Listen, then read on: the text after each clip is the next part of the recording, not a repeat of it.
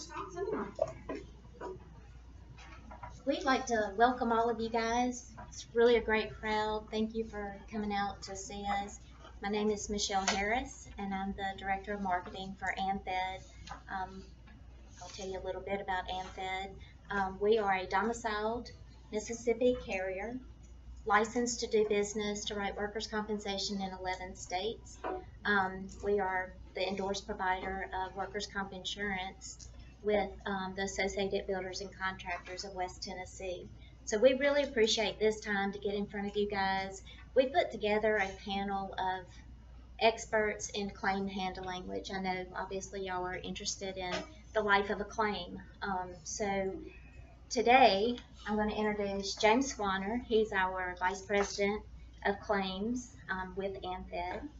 And we have Travis Ledgerwood with Menair and Herod out of Nashville, Tennessee.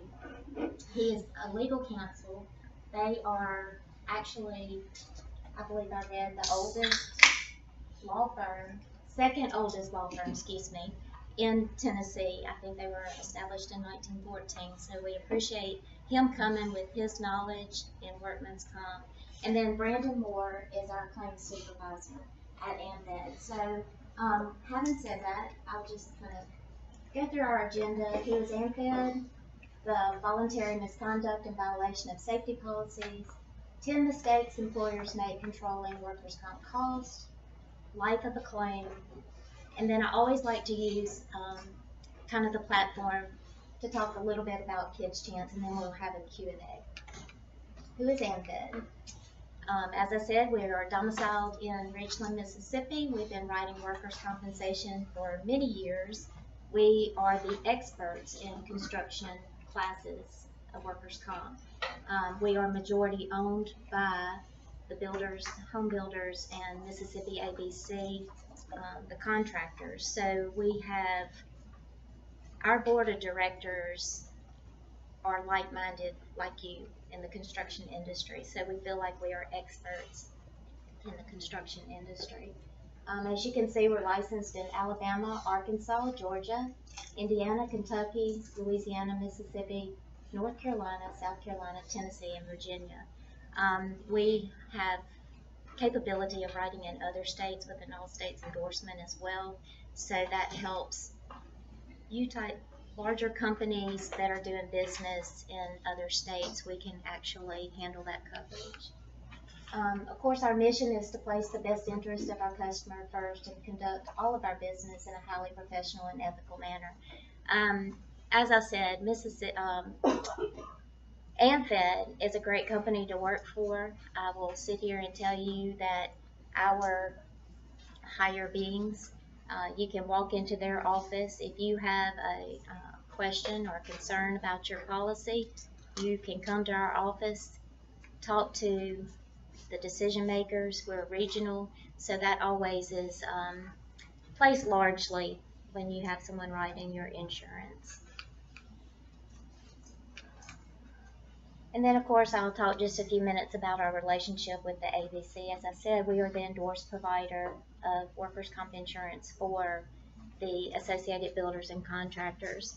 We support you guys, competitive pricing, AM Best rated, of course, multi-state type of coverage, and then, of course, we pay your association-backed royalties, which, if your policy is written with us, that means your association benefits, and it's fed back into the chapter. So we're excited about that. Hopefully that you'll learn a lot today, and I will turn this over to James. Voluntary misconduct. We'll run through 10 mistakes employers make controlling work comp costs. Yeah.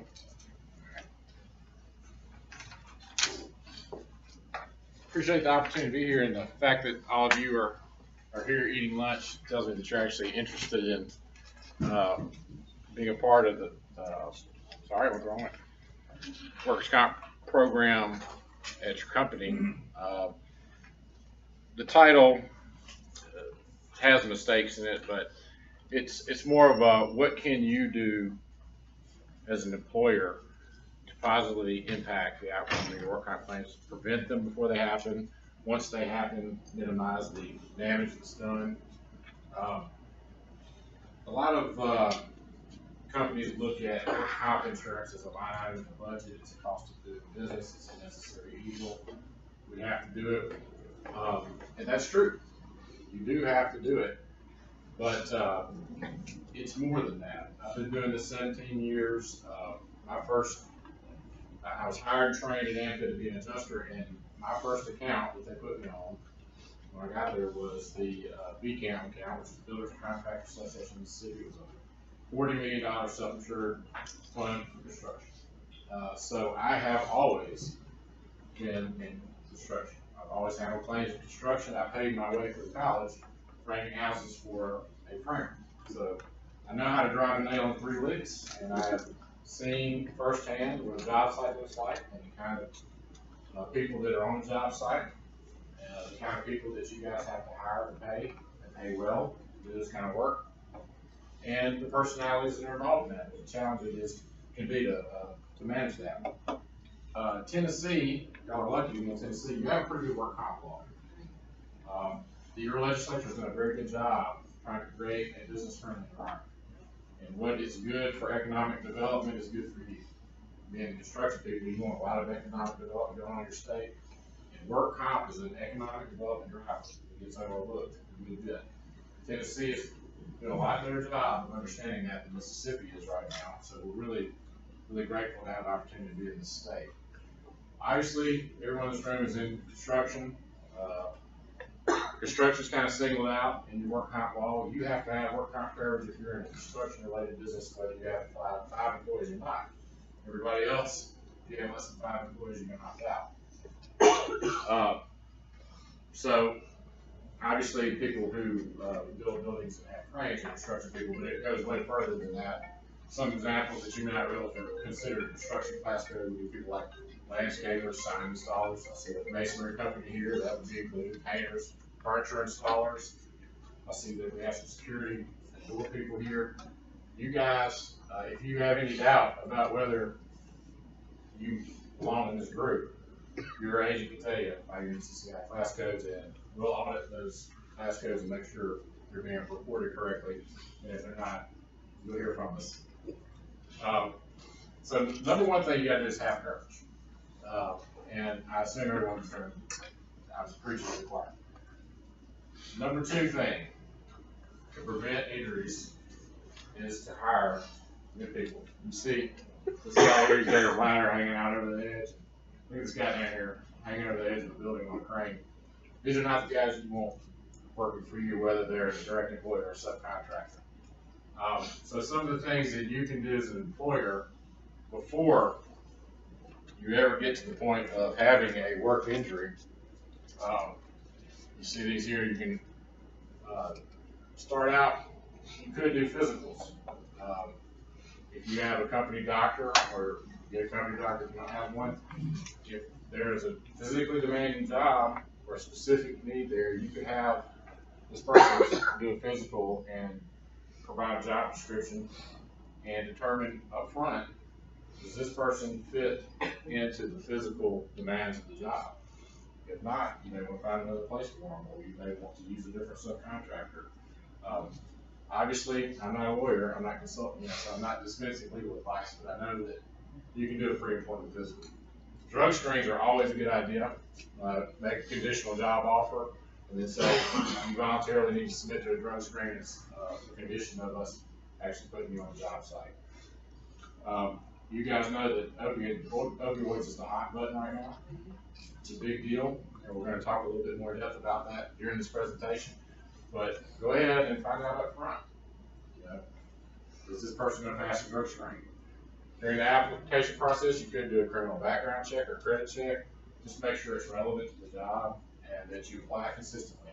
If you're going to do that to the specific job, do it to everyone applying for that specific job. So don't pick and choose who you're going to do it to. And only do it if you think it's relevant to the job. Because you're usually going to pay extra money for that. But it could be a good idea. One of the big things is ask for references. Who did they used to work for? And call that person and ask them what kind of work are they doing, what kind of job they did. Not only are you going to find out whether they do good work, but over the phone, talking to someone who actually knows the person who's dealt with them, you can learn a lot about a person. You may make a decision to hire or not hire based on that. So take the time to get references. There's always references available on if you have a job application, you can ask for it. But most people never go around and actually call them references. I'd recommend you do that. And you can be very specific on your application as to what qualifies as a reference. You probably don't want to talk to a family member or the pastor of their church or something like that. And when relevant, you can do a specific job skills test. I have seen a lot of people badly hurt by equipment that they weren't qualified to get on. The number one thing that I've seen people killed on, being in the construction industry, like I say, horrible injuries to death, a lot of them. But people who operate lulls, lift these things high in the air, and you have a basket. One of you would put materials on without people using to lift people up. Well, I've seen so many people killed by this because the person that was operating the piece of machinery wasn't qualified enough for it. They didn't know how to put the arms down and stabilize it. They didn't know what level of ground to put it on. They ran it into a power line. We recently had a guy. They ran the lull against the fence, so the rubber tires were no longer grounded in, and then they ran the basket into a power line, and there was not much left of it when they got done. Totally preventable injury. Just someone was operating a piece of equipment that was throwing the keys and wasn't trained. Number 3, you need to have a safety program. You need to do safety training. Have safety meetings every 60 days. Create a culture of safety at your company. Look at every job in your company and say, what are the hazards that this person might face? Do some training, do some warnings. Make sure they have the equipment that they need. Do they need a respirator? Do they need eye protection? Do they need a hard hat? Do they need a fall protection? Do they need steel-toed boots?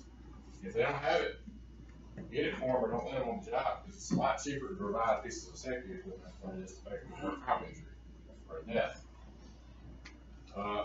Continuously evaluate all your work sites, look for hazards. When you identify them, act on them. If you don't feel like you have anybody at your company qualified to do that, talk to your carrier. They have people that either work in-house or they have contracts with people that can come do a safety inspection and give you some clues. And you don't have to do it every time. Learn from it. When they come to your job site and identify some things, apply it to every job you do. And then a lot of companies reward safety, and this is a pretty effective thing. You see a lot of companies that if we go X number of days without an injury, there's some kind of incentive there. Depends on your company what you do. You can do a bonus, you can do a pizza party. It depends on what kind of people you're dealing with. But create a culture of safety. I think that a good idea is to have a safety committee that doesn't just involve management level people, it involves people doing the work, because they know a lot more about the hazards they face every day than I might, sitting behind the desk, pushing paper and on the cell phone, making calls and making deals. Number 4, this is where we get into the injuries occur, and if you have a business with a lot of employees, eventually you're probably going to have an injury. So the number 1 most important thing that I think you can do if you have an injury is how quickly you get it reported to your carrier, no matter who it is. The sooner the claims people get a hold of the first report of injury, the faster they can do their investigation. When there's questions of compensability, causal relationship, there may be subrogation potential when there's a responsible third party. The longer we wait to get involved in all this kind of stuff, the harder it is to track witnesses down, the harder it is to secure equipment that might have been involved. You may have rented a piece of equipment that was faulty or tampered with. I'm involved in a big lawsuit right now with a company. They're about to pay back a $2 million comp claim because of a piece of equipment that they had improperly adjusted. These kind of things, we need to be involved very quickly to preserve all that. The other reason that we need to be involved very quickly is because medical is the big driver of cost in your claim. The sooner we're involved, the sooner we can direct that. Most carriers, I know that Amfed, we have a clinical director. We have a nurse that's been involved in the insurance business for 30 years. She used to be the head clinician at Nissan, it's that plant here in Mississippi. And having her get involved in your case early, we can prevent them from getting to a doctor who owns a pharmacy, prescribed medicine, and they don't have their prescription pad, or to a doctor who performs the most surgeries ever on a knee in your state. We know the good and bad players, and most other carriers do as well, because we see such a high volume of claims. We have a lot of knowledge that will help us direct care if we can get in there and get involved soon. Alienation of the injured worker. After an injury occurs, I see this a lot. You guys are busy, you got a lot of employees, you got a lot of employees that come and go. When somebody gets injured, you replace them and you forget about this injured worker. You don't keep in touch with them. You don't act like you care about them. You don't let them know that they're going to have a job and they come back. And that creates an unintentional adversarial relationship. When they get mad at you, they're probably going to retaliate in the best way they know how, and that's to maximize the cost of your claim later. So get a lawyer, get a lawyer involved. Both sides start spending money. You got to hire this guy right here, and his hourly rate is a lot higher than my hourly rate you've already paid for me. No offense, I love you, but if we can keep you out of the claim, it's good. Believe me. And that's the biggest complaint I hear. I do settlement approvals all over the state, and that's the biggest complaint I hear from the injured workers. No one would listen to me. No one would take my call. If you can get on the front end and communicate and keep the lines of communication open, you can save yourself a lot of time and money down the road. Really can. The human body is a very complex thing, and injuries can be very complex, but it's all controlled up here. You look at the average amount of time that a person's off work for back surgery, when they did it at home and they're paying for it with their health insurance and they're taking their vacation.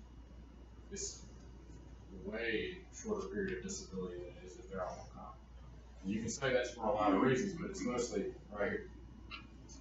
They got access to free drugs. They're getting an identity check. They're not hearing from you. They're not sure they got a job to go back to anyway.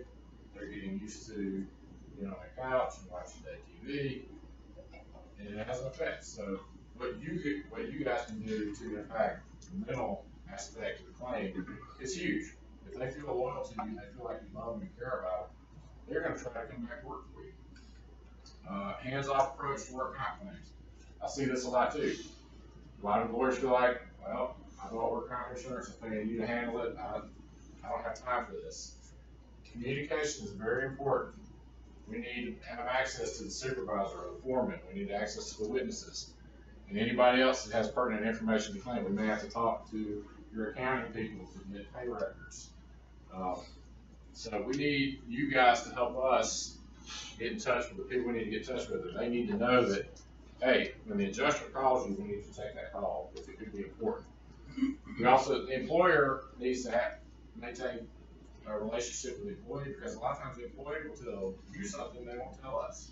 They sing way too many commercials on TV that says you can't trust an insurance company. Won't tell your adjuster anything. Won't sign anything.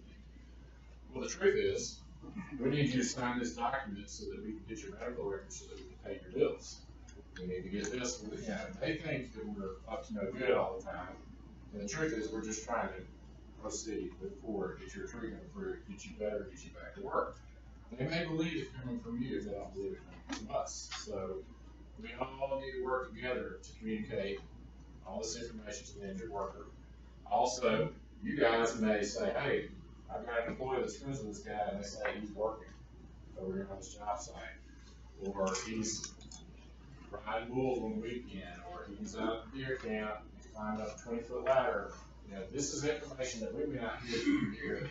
And that does good unless you tell us. So you get in touch with us, and give us information that we may be able to act on. And vice versa. If you're working with a work comp carrier who never updates you on the claim, that's not good. You need to be hearing from them regularly. They need to be telling you what's going on, keeping you up to date, keeping you informed, so that you know whether to hold that position, fill that position, make a call, that sort of thing. Another mistake that's often made is not controlling the medical provider selection. Tennessee, this is another great thing that Tennessee does. They allow you to produce a panel of 3 doctors, and then the injured worker gets to choose from those doctors. So you haven't taken choice out of their hands, but you can eliminate people that you know you have from the panel. You need to work closely with your claims folks and in our case, our clinical director, to go ahead and develop a panel of the commonly needed specialists. You may want to have a panel of GPs, physiatrists, pain management people, neurosurgeons, orthopedic surgeons, and psych doctors. You may want to have that panel already determined, ready to go, so that when it hits our desk, we know which doctors we want to go to. And we can give you a lot of insight into that, but ultimately, it's your money, so we want to involve you in that decision-making process. Plus, you know the doctors in your area too, and you may have a good relationship with the doctor, and we need to know that. So, what doctor do you get the person in with will great impact, like the treatment they're going to get, how long they're going to be on opioids, what kind of impairment rating they're going to get, whether they have surgery or not, whether it's necessary or not. This is very important. So you need to be, whether you're with us or somebody else, it needs to be a priority. The people you deal with need to know it's a priority to you. I assume everyone in here is probably taking advantage of the Tennessee Drug-Free Workplace. If you're not, get in touch with your carrier, get in touch with the Tennessee Department of Labor, and get involved in that. Substance abuse drains $100 billion worth of fee from American businesses every year. It's a big number. 60% of the world's production of illegal drugs is consumed right here in the United States of America. This is a very American problem, and we're right in the middle of it down here in the South. 70% of the current illegal drug users are employed by somebody. These are your employees. 1 in 4 Americans between the ages of 18 and 35 have used illegal drugs. A third of those are using it in the workplace. And 20% of younger workers admit to using marijuana on the job. I've seen it firsthand. It happens all the time. Young people don't think that marijuana is a drug. They see it legalized in other states, so they kind of look at it as the same as drinking alcohol or smoking. And whether you agree with that or not, you do not want someone smoking marijuana in order to that. So it does impair your ability to make good decisions and operate equipment and take care of people around you. The biggest issue I have with it is not as much whether a person smoking or not, but you're surrounded by innocent people. If you're on a drive site and you're intoxicated, you have the potential to hurt someone else who is not using drugs, and that is not right. We need to do everything we can to prevent that. Are you going to talk more about Tennessee Drug-Free Workplace for people that may not know what all it is and the advantage of something? Travis, we'll take that. Well, I don't have a whole lot of knowledge about that program specifically. I do know it is a benefit to the employers, and that there is a presumption if there is a work injury and there is a positive drug test you can use that presumption in court, and we use that in our litigation in defense of the claim. Then the onus is on the employee to prove that the drug Wasn't the drug the wasn't cause. the proximate cause. Absolutely. Here are the benefits. Yeah, right here. if it's a positive drug screen, it is assumed or presumed that the drug was the proximate cause of the injury, and it's up to the employee to, refute that. It's on the slide in your presentation right here. You also get a 5% premium credit in your workers' comp insurance policy. One For a thing big number, it's a big number. we found is that a lot of medical facilities won't do the drug test when somebody comes in with a workplace accident. Yeah. If you're part of Tennessee Drug-Free Workplace, you have to have a post-accident drug test. They won't do it because they don't want to know if they pop positive, because they know that you're going to deny the claim. Exactly. Right. So a lot of times you have to have someone else come in. I don't know if you guys set that up or how you guys handle that, but you have to have somebody else come in to take that drug test. You can't always count on somebody like the Med, for instance. They will not do it. Mm-hmm. Yeah, we've always had issues. We had that issue with one of ours, and they said you have to have a signed authorization that they will submit to a drug test with an injury, and that is part of our packet when we have them signed. But as part of the Tennessee Drug-Free Workplace, they have to sign paperwork saying that they submit to Yep. pre-employment, Yep. random, and post-accident. So that document there will satisfy that. The Concentra does, I sent all my guys there, and I from Concentra, not the form, but I usually drive my guys there, I don't let them drive themselves, I'll drive them there and wait with them. We had one claim where, when I was involved with the ABC work comp program where we had another company come in and they took a sample out of, they had done a catheterization when the patient got there. So they took the sample out of the catheter bag. And it was positive. And one of the things that we have done at Amfed, I can't speak for all carriers, but one of the things we've done at Amfed is we have hired in Mississippi, the guy who retired from the state crime lab was the head toxicology staff. He retired at a very young age, he's in 30 years in the state, and we have hired him to work directly for us. And we have an independent lab who will do the testing samples for us, and he can provide an opinion. He has spent his entire career before testifying as to what's the intoxicating level, whether it's urine or blood, and all that sort of thing. Now, in Mississippi, one of the things they did in the law that helped a lot, you may know that they did have this. In Mississippi, if they refused the drug screen, it is a presumption that it was going to be positive. And we can, as long as we can show that they refuse the drug screen, so there's an assumption that they was going to be a positive drug screen, as long as it's obvious that if it was positive, it was a proximate cause, that's good enough. That's not the way the Tennessee law reads. I'm not 100% sure. Okay. I had an employee about 6 months ago refused to do a drug screen, and per our attorney, yes, we were. That's what I thought. We released her. I thought it was very similar to language 7. And it says right here, the presumption that the discharge of discipline of an employee or refusal to hire an applicant is found to be in violation of drug policy is considered the termination of cause, and they will qualify for unemployment benefits at that point. What will surprise you sometimes is they know the laws as well or better than you do. Yeah, that's what we're called professional work company. They've been in the system before. And there are those. I've had in the construction world in Mississippi, I had a claimant who had 27 work complaints. Probably all soft tissue. Right. All subjective complaints. And all in the effort to see. Well, not only that, they communicate too. They do.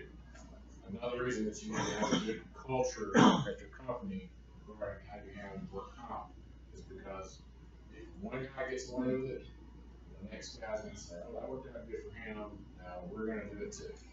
And that is something that you have to guard against very closely because you do not want to create a culture at your company where people figure out how to get away with work comp. The law is not liberally construed in favor of the claimant, but it's close enough that there is room for abuse if you don't control it very closely. That happens a good bit. So, and there's all kind of issues related to drugs in the workplace. Some of them being,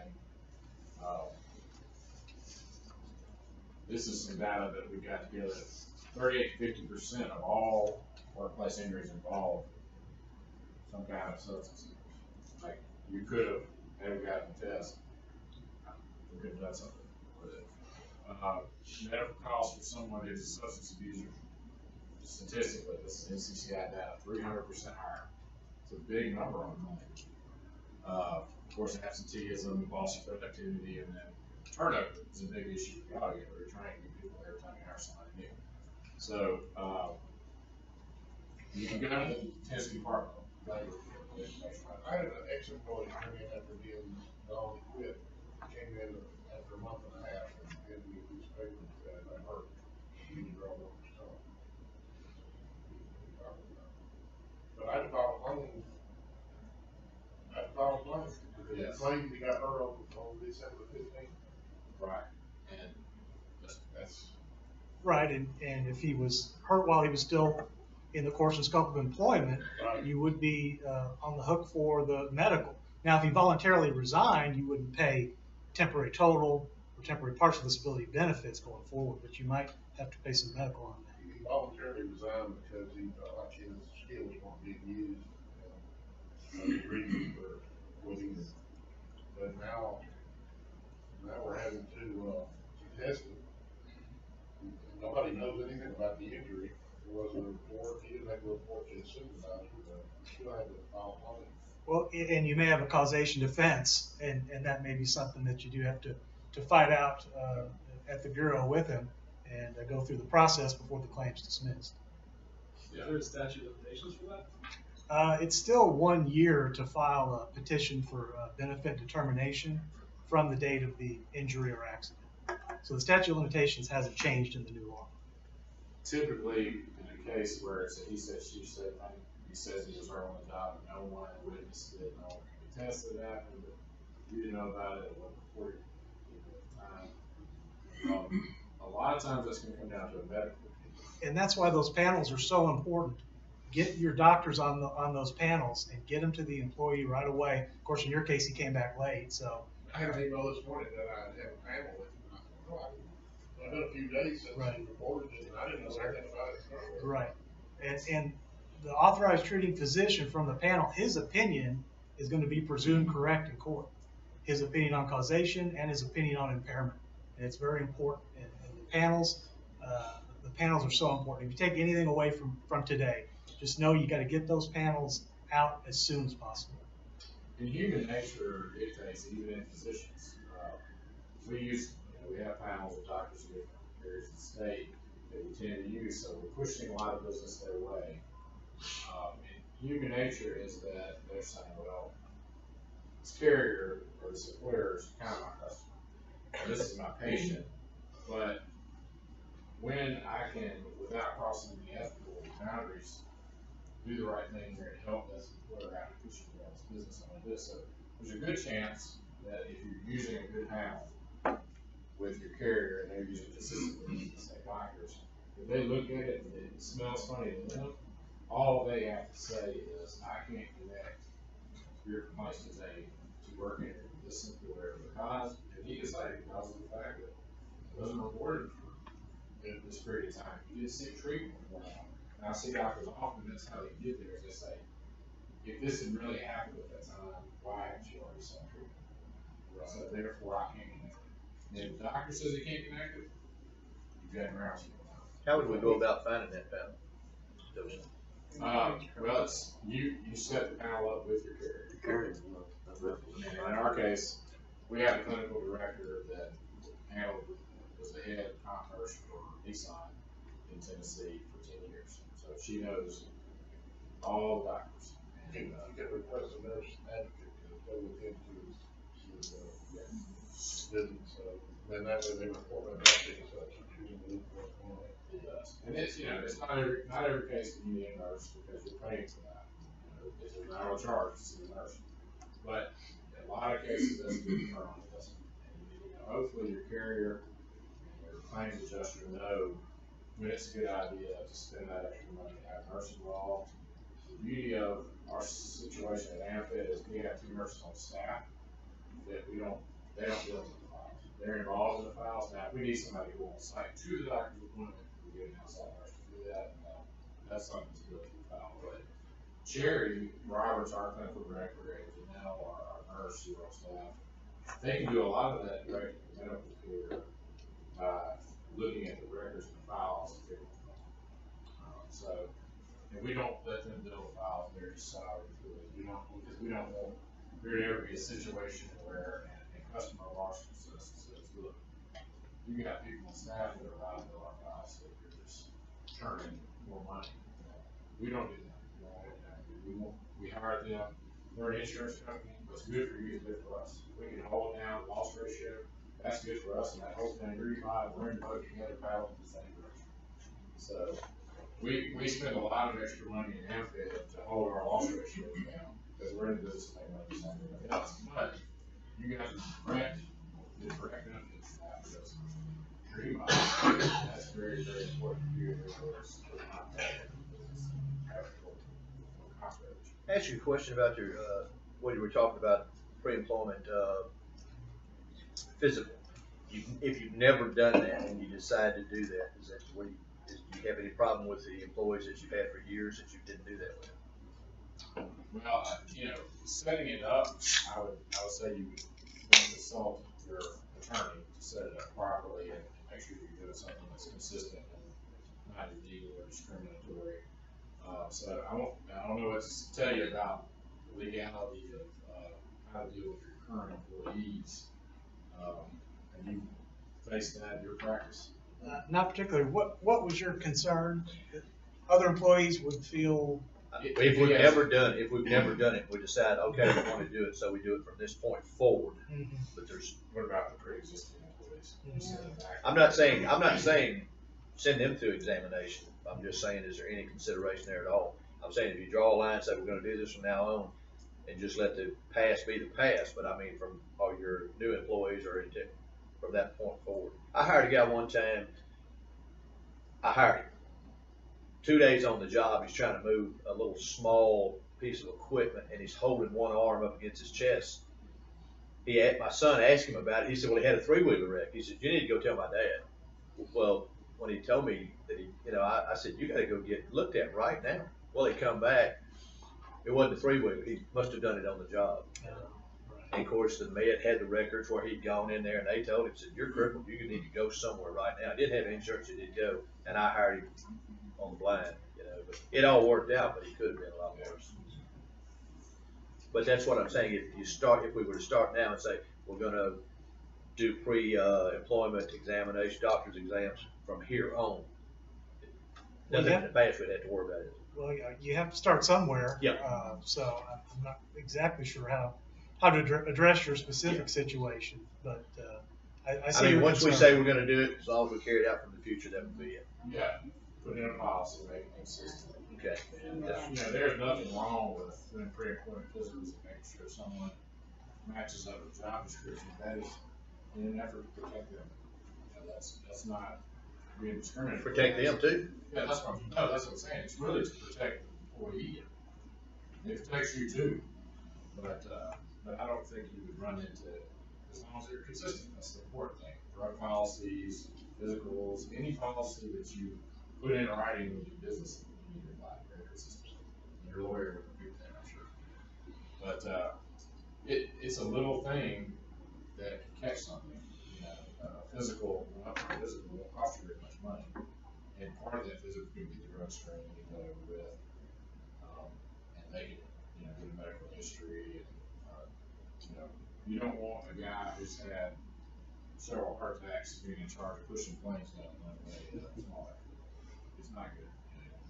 Because you don't want to kill someone. So that's, I think it's a good idea. It's pretty common practice. I think you have any trouble. I have a question on the physician panels. Usually the ones that I get are just family practice. The doctors that are listed on there are just general doctors. What if it's a specific, like a broken bone, I need an ortho? Mm-hmm. Does my insurance company have that list? Is it a different list? Or? They should. Okay. We do. Okay. We have panels for every commonly used specialty in our conference. Usually you need an orthopedic surgeon, a neurosurgeon, a physiatrist, which is physical medicine, a pain management physician, or a psych physician. That's most common. Now there's some other stuff you can get into, infectious disease and stuff like that. But they should have regions that are set up. The rule says that you have to find care within 100 miles. Right. And when you can't, you go to the next one, the next one. It's fairly easy to know where you're writing policies and what we do is when we write policies, Cherry's aware of regionally where those policies are written. We make sure we've done our homework in advance so the clients are guessing we already know. If we have a neck injury, where do we want to go? If we have a broken bone, where do we want to go? Documents. And a lot of times, a lot of your construction injuries, you skip right over that GP. You're going straight to specialist. Right. Exactly. And that's we like to do that because a GP has a limited amount of things that they can do for somebody that's hurt real bad, and it usually involves a prescription bag, and that's not good.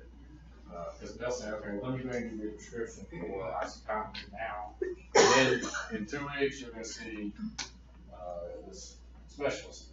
If you skip that and go straight to the specialist, the specialists are less likely to hand out pain medication like candy. And there's a lot of pressure on doctors now to do that. You see it. There are in Mississippi, in several other states, I don't know Tennessee, which you may know, but there are class action lawsuits being filed by states right now against producers of drugs for the way that they market the drugs to the doctors. Doctors are using end-of-life drugs to treat back injuries, and it was never intended to be that way. But right now, the way the law is, doctors can prescribe off-label all they want to. And that's probably not a good idea when it comes to these opioids have been around forever. I mean, they've just come out with new ways to deliver them. These opioids have been around for 100 years. They just figured out different ways to deliver them and more powerful. This dangerous stuff, and you can get addicted to it extremely quickly. And the addiction to the opioids is a very real thing, and a very big problem once they get addicted to it. Getting them back off of it once you give it to them over a certain period of time becomes very difficult. And it is, if they got on an opioid after a work injury and they get addicted to it, guess who gets to pay for rehab? You do, or we do, as a carrier. That doesn't seem to make sense, but that's the way it is. Make sure I didn't see it there. Any other questions on that? All right, number 9. This is a big one. Really, if you can. I know it's hard for you smaller guys, but you need to have a return to work program. If you can accommodate restrictions for employees, it will have so much of a positive impact on how you act. When the doctor says this person can come back to work, but just can't use their right arm. I know that's real tough in construction. But if you can find something for them to do that gets them out of their house, back around their peers, back around you, back in the sunshine, back on the job site, you can figure out something for them to do that doesn't endanger that injury, you will have taken a huge step in the right direction because they're back to earning a paycheck instead of getting a contract. They're out of their house. Usually, if they've got to drive to the work site and perform any kind of test at the work site, you're not going to be zomping themselves out with opioids. You're going to have to back off of that. So you kill a lot of birds with one stone when you get back to the job site. We do at Amfed, when we are in communication with that doctor, we send them a job description. From day one, they know what this person does, what they need to be able to do to be back to full duty, and we, as soon as it's appropriate, we start prodding that doctor. Is there any level of restrictions, especially for them to go back to work? And we've found that our employers that are committed to getting people back to work as soon as they're released at any level, their loss ratios and EMIs are way better. And their results are way better. Those people, they end up assimilating back into life. They don't get into comp system when they get back to work. And I do understand that for a small company, holding a position or accommodating a restriction is very difficult. But when you can, it really makes a big difference.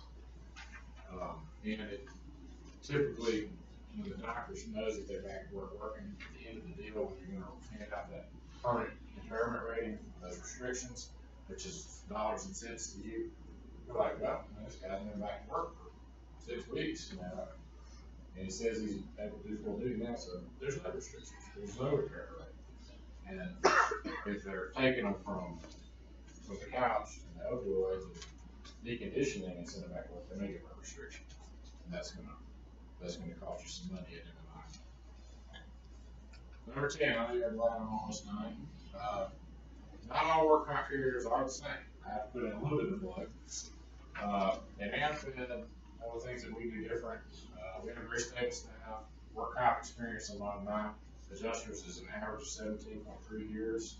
Their tenure at Amfed is an average of 14 years, so we don't have any turnover in our claims department, which means they know the way we do business, and the customers that we do business with know us. We get very familiar. We tend to dedicate adjusters to an account, so you'll talk to the same adjuster every single time, the same supervisor every time. And it wouldn't be, I have a fancy title of vice president, but I'm a claims adjuster. That's what I do. I'm very involved in claims. I'm very involved in reserves. I'm very involved in catastrophic issues. So I pick up the phone and call the players all the time. I pick up the phone and call claimants all the time. We don't have anybody on staff with less than 12 years of experience other than one new trainee we're trying to teach. I was a product of the training program at Amfed. I was taught by one of the smartest work comp people that was ever in the business, I think. And Brandon was my first trainee, and he was taught by the smartest work comp. Yes. One of the questions you may want to ask, how many claims does your adjuster have? That's a big deal. We don't have it, our average is 116, we don't allow an adjuster to have 125. That's not normal in this industry. We believe that we should spend a little more money on our payroll overhead to effect what we call outcome-based claims handling. If I don't give my adjuster too much work, they're gonna actually adjust the claim. They're gonna do a good job, they're gonna know their claims. When you call them and they pick up the phone and you say, hey, can you do an update on so-and-so, they're gonna be able to spit it right out. Because they don't have so many claims that they know what's going on. Once you get up above about, in my opinion, about 135 claims, you go from being a claims adjuster to putting out fires, answering the phone, hitting the high points, and moving on to the next thing. And so you need to know, whoever your dedicated adjuster is, hopefully you have a dedicated adjuster. If you don't, just ask your carrier, your claims operation, how many claims do my adjusters have? If it's more than 135, you may want to have a conversation about that, because I think you're turning a perfectly capable person into a processor. Get too many claims on. Our internal training program in Amfed has been adopted in Mississippi as the certified professional designation in that state. So they think we teach people pretty good, and the Mississippi Commission has called us the gold standard of claims handling. I take a lot of pride in that. Came about before I was in charge. I just got to get credit after the fact, but it is a culture that we're proud of and something that we're going to replicate in Tennessee. And being a Mississippi-based carrier with all these years in construction and work comp in Mississippi is a huge advantage in Tennessee, because you guys changed your law in 2012. You went from not being able to close out medical to being able to close out medical with a settlement. And there are some other changes to the law. You adopted ODG guidelines, which allows you to contest the medical necessity of some procedures and things that are going on in your claims. And before you didn't have that. So a lot of the people that have been around for a long time, they never adopted that philosophy. They were just used to doing it the old way. So you may have people that are not used to knowing how to do the complex settlement. In Mississippi, we've always been able to settle claims. We have statute of limitations on medical in Mississippi. So we're very aggressive. We're geared that way. We know how to do structured annuities, medical custodial accounts. We know how to do MSAs to protect Medicare's interests. We do not believe there's any such thing as a good open claim.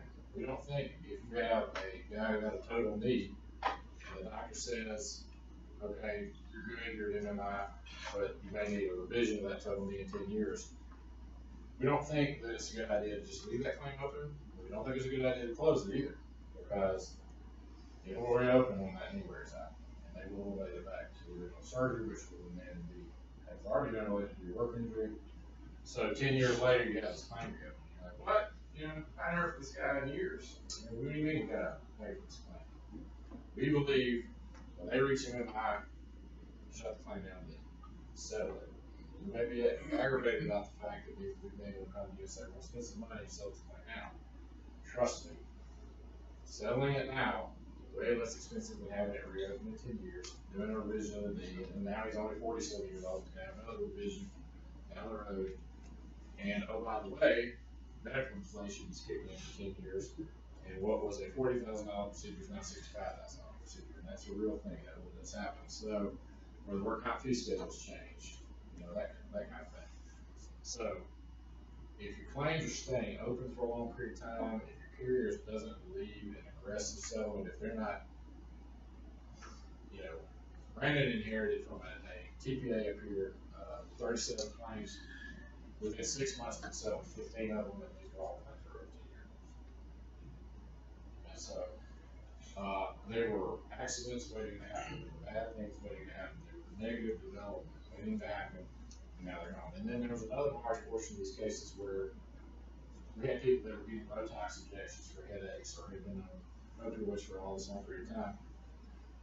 Things that didn't meet these ODG guidelines, we went in and identified those things with Sherry, our nurse, and we sent those to utilization review.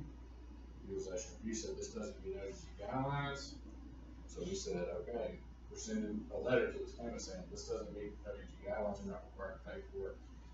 We're gonna send the doctor a letter telling he's gotta come up with a plan.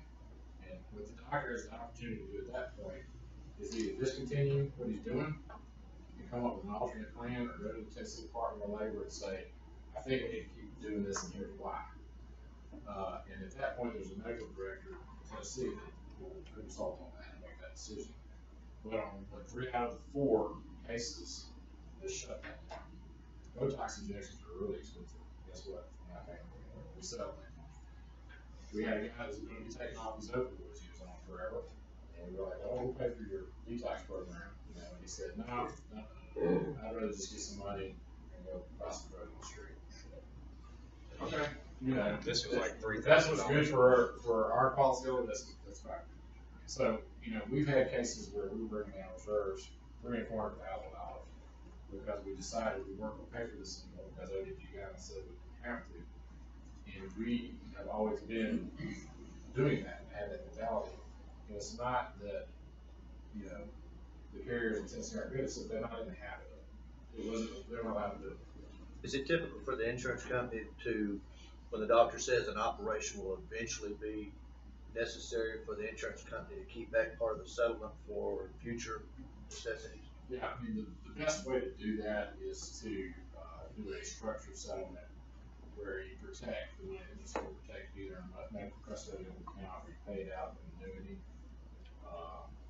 And often by that point, the funding Medicare is involved, so they're going to require you to protect Medicare's interests. You do what's called a Medicare set-aside allocation, and that has to be put into an interest-bearing account, and the claimant has to account for it to Medicare.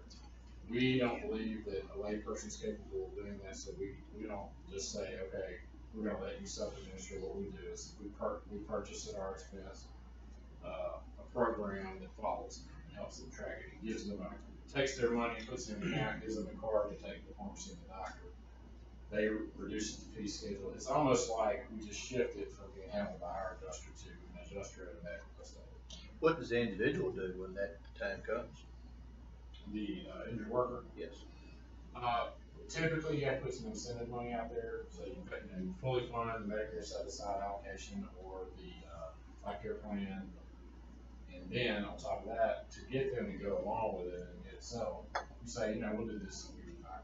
There's more you have before. You still got your money to pay for your plan, and here's a little money for Christmas. So sometimes you put some incentive money on top of it. Sometimes you can pull at their heartstrings. You can say, look, especially for somebody who's permanently totally disabled, you can say, look, right now, all you get is work comp benefits. You know, we're just gonna pay for medical as it comes in. You can say, we can structure this money, and in the event that you die, and we put aside this account that's got a structured settlement payment going into it. If you die, you can leave this money to inherit. Whereas if we're just paying this money out, if you die, we're done. So it's a calculated risk on our part too to do that. But if we think there's a reasonable chance the person's going to die without the life expectancy, then we think it's a good deal to go ahead and get it. Of course, I'm the person I'm talking about here. Yeah. Because I had a claim from a motor accident where I was hit by another vehicle while I was on the job. Yeah. I'd be happy to talk to you specifically about what you need and investigate about it. Because there's a lot of different ways to do it. But one of the advantages to a carrier to go ahead and settle future medical now also, if you do it in a structured annuity, is you're getting a discounted value. Okay. So if you know you're going to spend $100,000, you can buy that today for $60,000.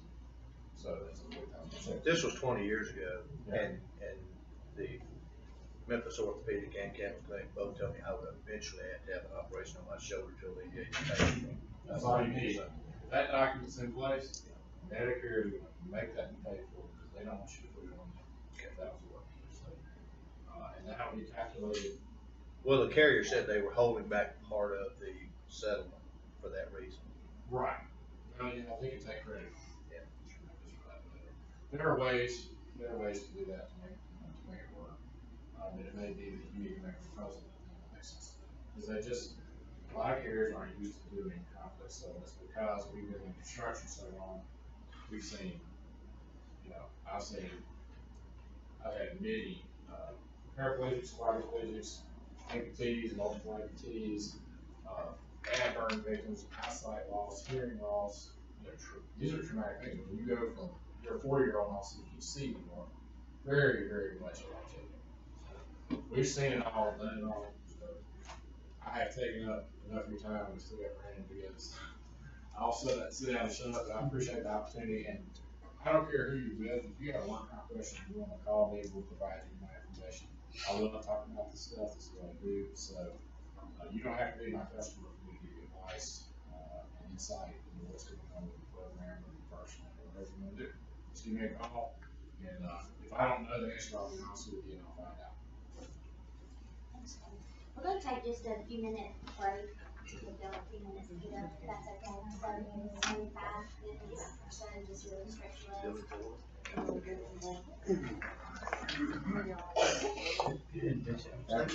Thank you so much.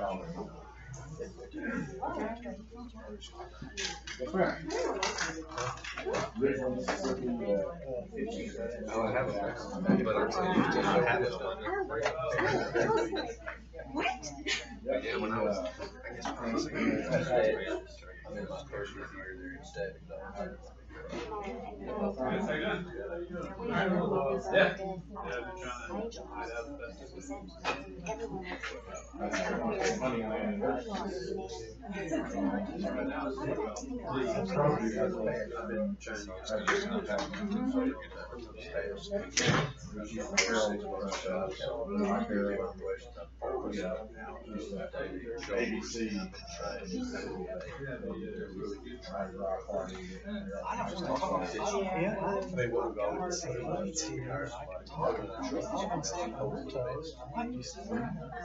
Chime in while you're doing the presentation. Well, I'm glad. But I just hate to talk about These on our board. I saw your equation. Home builder. So maybe I'll just walk off with you. Yeah, you can. And we let them select from Pretty awesome. they both have endorsement. And then the regulator. Yeah, it's a good deal for us because we get good marketing out of it, but we think it's also all things being equal. What I'm saying, you're gonna buy what I'm saying. All things equal. We'll pay the same thing with us, but 2% of that is right. Other things for you, so I feel like it's worked real well. But they had masonry. Some of them right. Because it would be outside. They would be outside. Welding, there's some That presumption would be easily rebutted. Through a big package program for all your related needs and insurance. Don't take a dog. Yeah. Good grief. Okay.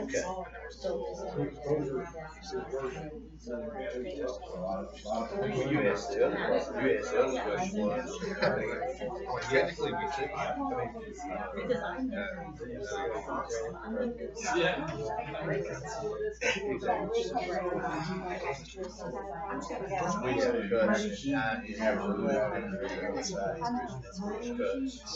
they have glass,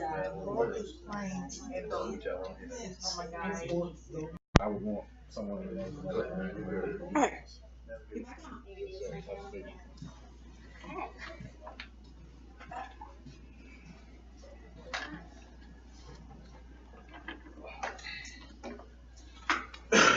All right, now that I get to follow the Jedi Master of Planes. I'm Brandon. More like Jabba the Hutt. Jabba the Hutt. I'm Brandon Moore with Amfed. I've worked with Amfed straight out of college. I've been there for 12 years, so I'm a 12-year guy, I guess I'll slide up there. Started off in the voluntary side, handling workers' comp claims with stuff like grocery stores and restaurants and stuff like that, and have since. And then I was taken under the big wing of James over here, and I began handling the VCAM, Builders, Contractors, and Association of Mississippi files. I was the dedicated VCAM adjuster, and probably did that for 6 or 7 years. So I know construction pretty well. I checked cotton going through college. I didn't do construction work, but I know construction well, such that I'll get into some of these voluntary claims to help out on reserves, and they tell me to stop setting such high reserves because I'm used to construction workers having these violent injuries instead of, they say they only cut their finger, they don't have to go to work for 2 years. And construction workers tend to be a higher wage earner. Right, yes, construction workers higher wage earners. So I know construction well. I am the dedicated claims adjuster for Tennessee at this time. I also supervise a lady who continues to handle VCAM files, so I help her in that area. And I also help supervise another lady who we handle the tort claims for the major universities in the state. That's stuff like campus landscape was mowing the grass and busted my window out. I was at a football game and somebody attacked me with a cowbell, and so now I'm suing the university, stuff like that. But I have been, I have a good experience in the construction world. And so here I'm here to tell you kind of like the life of a workers' comp claim. I'm going to kind of walk through before the claim, kind of what James was talking about is a lot of it before the claim stuff, like reporting the claim, good hiring practices, reporting the claim timely. I can't tell you how many, one example I have is an individual was hurt while he worked for an apartment complex and he hurt his back throwing a couch into a dumpster. Well, they didn't think anything about it, and a year later, at least 6 months later, if not more, we get the claim and we call the employer. Oh, well, we reported the claim because he had some kind of surgery. They put something in his spine. I said, a spinal cord stimulator? Yeah. So, due to that late report, we show up and the guy's already had a spinal cord stimulator, which is which we're looking at $200,000 there on top, which we probably could have prevented. We could have contested that that was medically appropriate. Yeah, not medically appropriate. And one, if they'd given us the claim before that happened. Yeah. And I've had one too, I've had another one where when they reported the claim, the individual had 2 cervical fusions and had almost his whole thoracic spine fused. Yeah, and so when you get that, you're just, right now, he is a claim right now that we're never going to be able to settle it. He gets $2,000 a month in medications, and he's on Medicare, and the Medicare set aside is so high that it's just, we don't want to pay him $1 million to settle this claim. We'd rather just continue to treat. That, good hiring practices. We have a real moral hangover sometimes in that, we're in a profession where sometimes we're like, I don't want this guy to die, but if he does, ooh, that would be good. I just say, I wake up in the morning and say, oh, don't pick it out. Matter of fact, we had a previous adjuster that when she started, we had 3 or 4 injured workers die, so we called her the Grim Reaper. So, every time we transfer a bad claim, the person would die, and we were like, we should change. But there, with the good hiring practices and the reporting timely, and also the safety training. I know James was telling you guys about a claim where an individual was doing some welding work and an oxygen hose popped loose behind him. He picks up that oxygen hose and starts doing this, so we have all video. He starts doing this, and I guess it felt nice and cool, and it was a hot day, so he sticks the oxygen hose down the back of his pants to cool himself off. And goes back to welding. And I've never seen a man jump so high in my life. After about a few minutes, he jumps up on the table and takes off running, pulling his pants down because he's on fire. But one thing that could have prevented that is a coworker came over to him and was like, and I don't know what he said, but they were kind of handless and probably like, you want me to fix that for you? And he kind of waved him off. And that coworker walks over here and just goes, he's waiting for it to happen. I'm going to prove this guy wrong. And that's not a good culture of safety on his part either.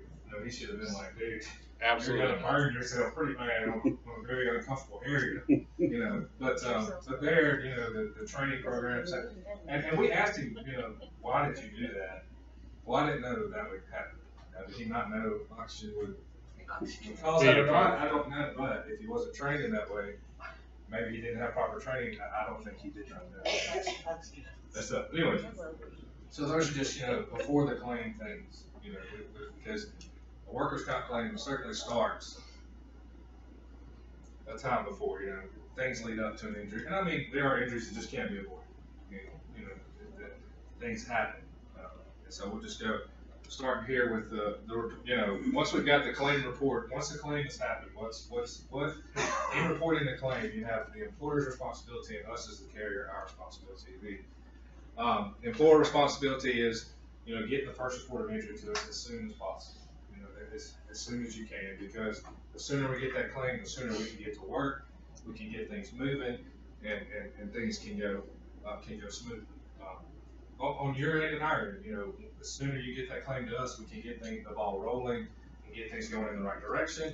And also with the injured worker, you know, you don't want them to see, you know, I've had several claims where the first time we hear is maybe 2 or 3 months later when an attorney calls us and says, hey, I'm representing this guy. He says he got hurt and nothing's happened since then. And you just start off on a bad foot. You know, the claim that the injured worker doesn't think they're cared about. They just think, you know, I work, blood, sweat, and tears for this employer. I get hurt, and they just toss me out the door and don't care. Which is not the case. It's just things have happened. Now, at Amfed, we offer a number of avenues to report your injury. We have there you have the claims fax line, Amfed website, have a claims email, telephone. You can call. You know, if somebody calls me and says I need to report a claim, I'll fill the first report of injury out myself, and we'll send it on. And then of course, we do have a claims mailing address. There are PO Box there. If I ever get a claim by mail, I'm calling that person. Yes. It's not good. And then also, a lot of times when I am the dedicated adjuster, when I talk to a lot of employers, I give them my email address, and an employer can email me the claim, and I'll just forward it on to the person who sets it up, or I'll set it up myself, and get things going. Once we get the claim, it falls on us as the carrier, our responsibility to get things moving. The first thing we would do is just verify that there is coverage, you know, make sure we do have coverage. And then after that, since I am the dedicated Tennessee adjuster, when we get any Tennessee claims in, it's forwarded over to me.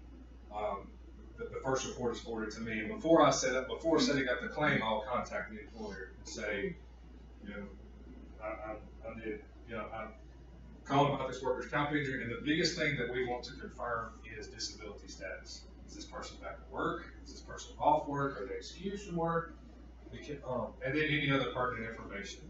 You know, do you question this injury? Do you deny this injury occurred? You know, what's the validity of the injury? And stuff like that. This will be the time to tell Brandon something you don't want to put in writing. You got him on the phone. If you have some kind of knowledge that you think is pertinent to him that you just don't want to type on a first report of injury, like, you know, this guy's had a drug problem in the past. This guy's a criminal history. This guy you know, we just fired this guy, so we think this is a retaliation claim, that kind of thing. Just information that we may need to know. And then once we get the biggest thing, once we confirm disability, we'll assign it to the proper adjuster. I am a dedicated lost time adjuster for Tennessee. We do have a medical only adjuster who handles Tennessee claims that I supervise. And basically the difference between that and the medical only claim, if they miss less than 7 calendar days as a result of the injury, you know, it's medical only. They're not doing any lost time benefits, we just pay their medical. If they miss more than 7 calendar days, then it becomes a lost time claim, and I take care of it from there.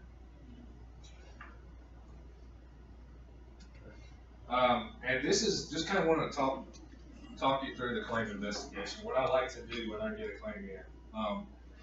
When I get a claim in, I'll print the first report of injury off, and on the back, I will make a list. Employer, employee, medical, compensability, subrogation, medication, wages, physician panel, diary and reserve. These are all things that I need to answer to, number one, investigate the claim initially, and number two, set things up so that they run smoothly from there on out. These are things that, another thing I add is not on that list is I usually send a letter to the injured worker that just kind of, when I talk to the injured worker, I will explain workers' comp benefits to them, but I'll also send them a letter explaining workers' comp benefits to them. Just to, because sometimes people, you have it in writing in front of you. And so these are things that I make this list and I go through this when I get a claim in to, as I said, to investigate the claim and set things up to run smoothly.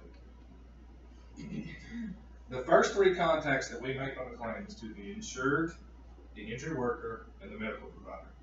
We call these our 3-point contacts.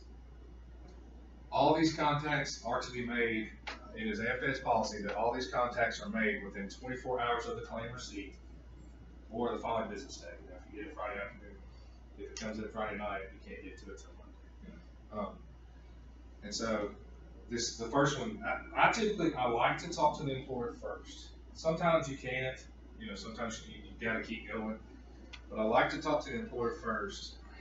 And basically this, information gathered, what happened, what's the details of the accident, how did anybody witness the accident, how's that going, what medical treatment have they gotten today?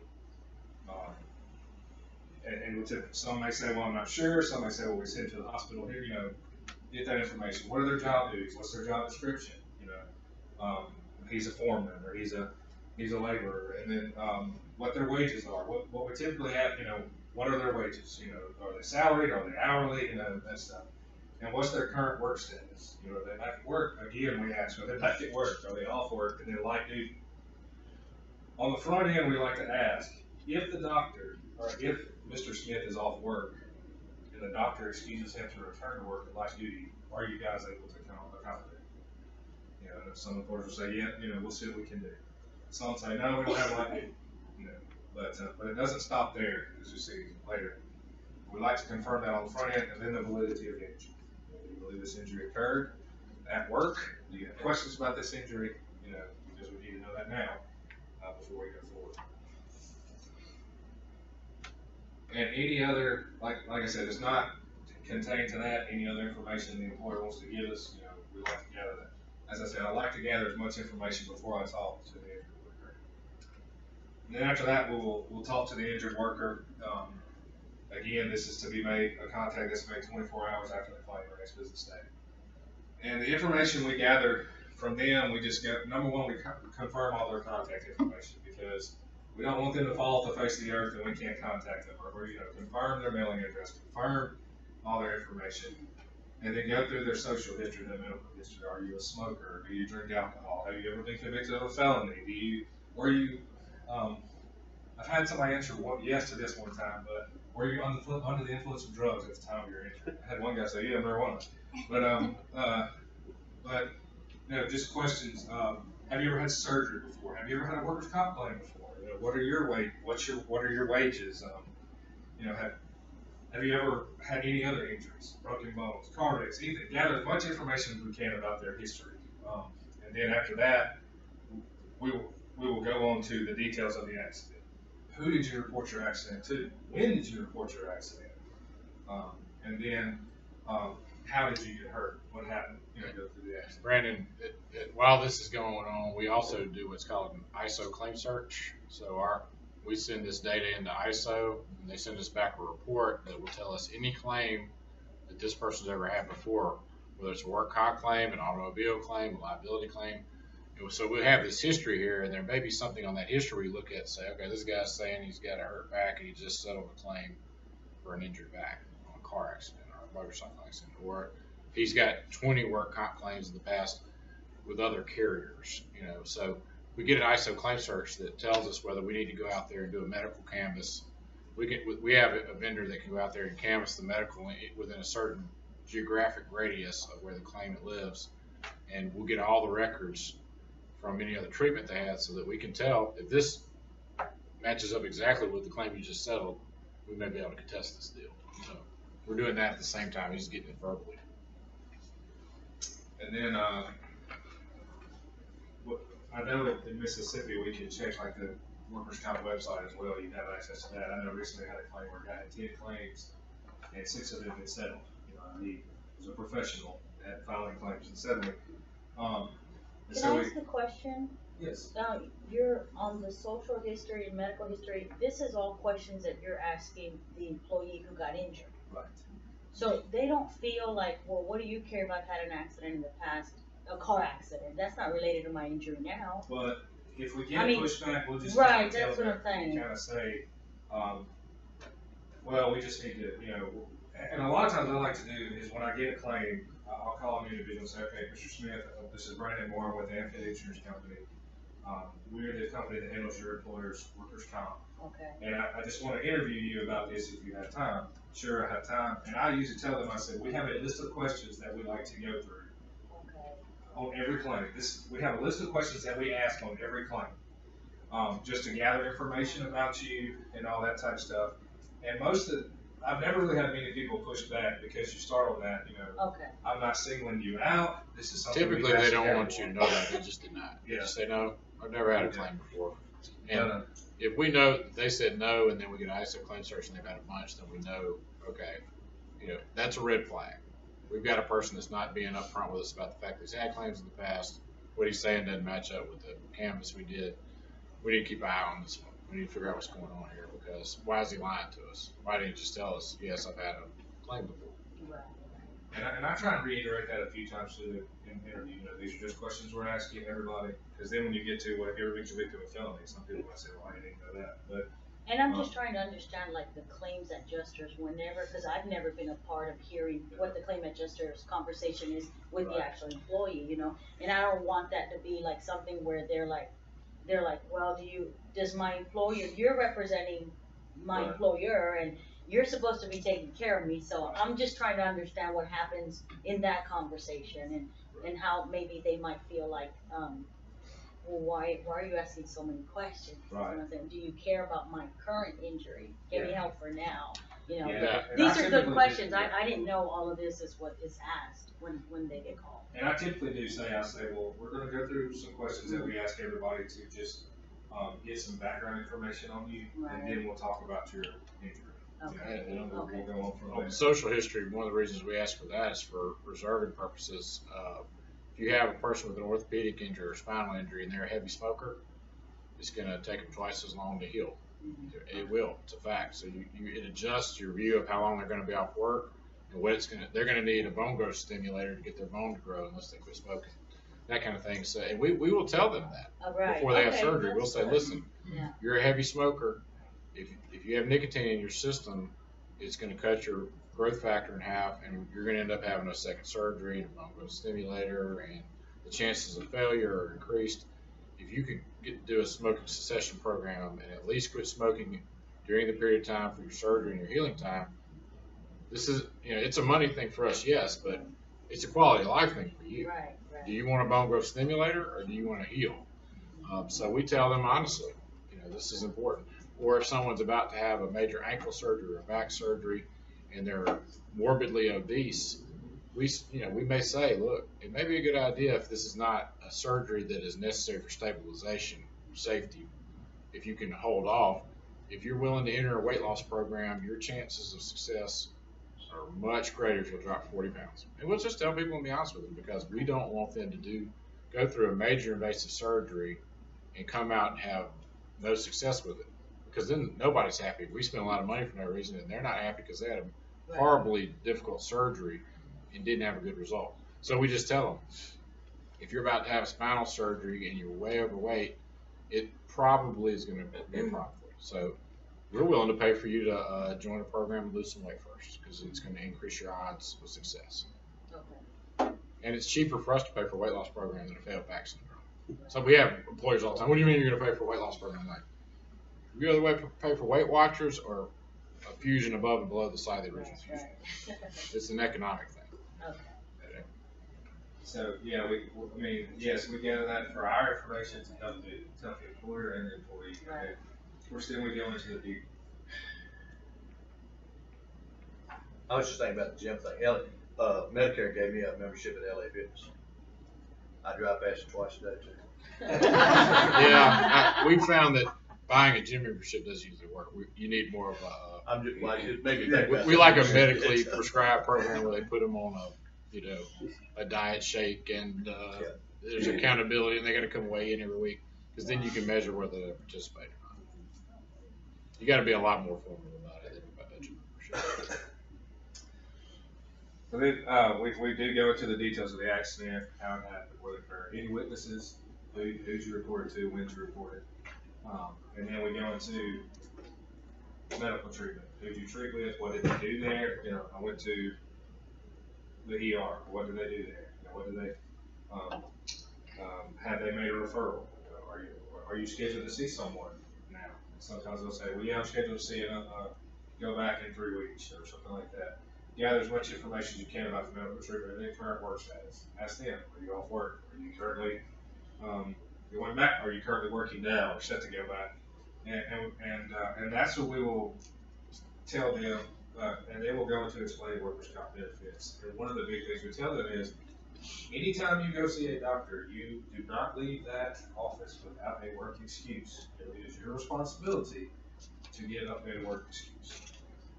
Does that always happen? No. There are times where we have to call the doctor's office and get the excuse we can, but to make things run smoothly, it is up to you to get a work excuse. And so just ask them that, and if they have a work excuse, can you send me a copy of it? Or have you given it to your employer, then we'll call the employer and get a copy of it. So, and then, as I say, we'll explain workers' comp benefits to them. And I'll tell them that I'm about to send you a letter that explains benefits in more detail. It'll have all my contact information on there. You can call me, not text me. You can call me, email me. It'll have all my information on there. When a work comp claimant gets a hold of your personal cell phone number, it's a nightmare. Yeah. It happens on occasion. Yes. I accidentally texted the guy one time. What's up on my cloud here?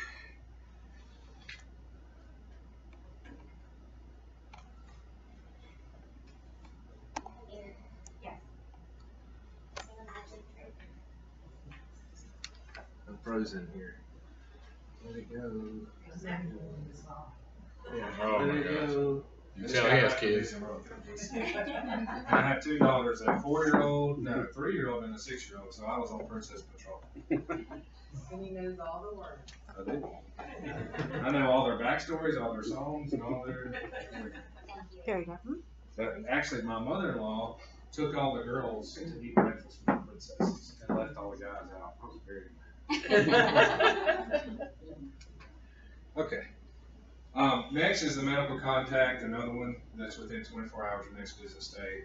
Biggest thing on this is to provide them with our claim information, our billing information, and our contact information. Because a lot of times you get someone into a hospital or something, they don't know who to bill, so they just send the bill to the injured worker. Then you get a call from the injured worker. Why am I getting this bill? I have a workers' comp.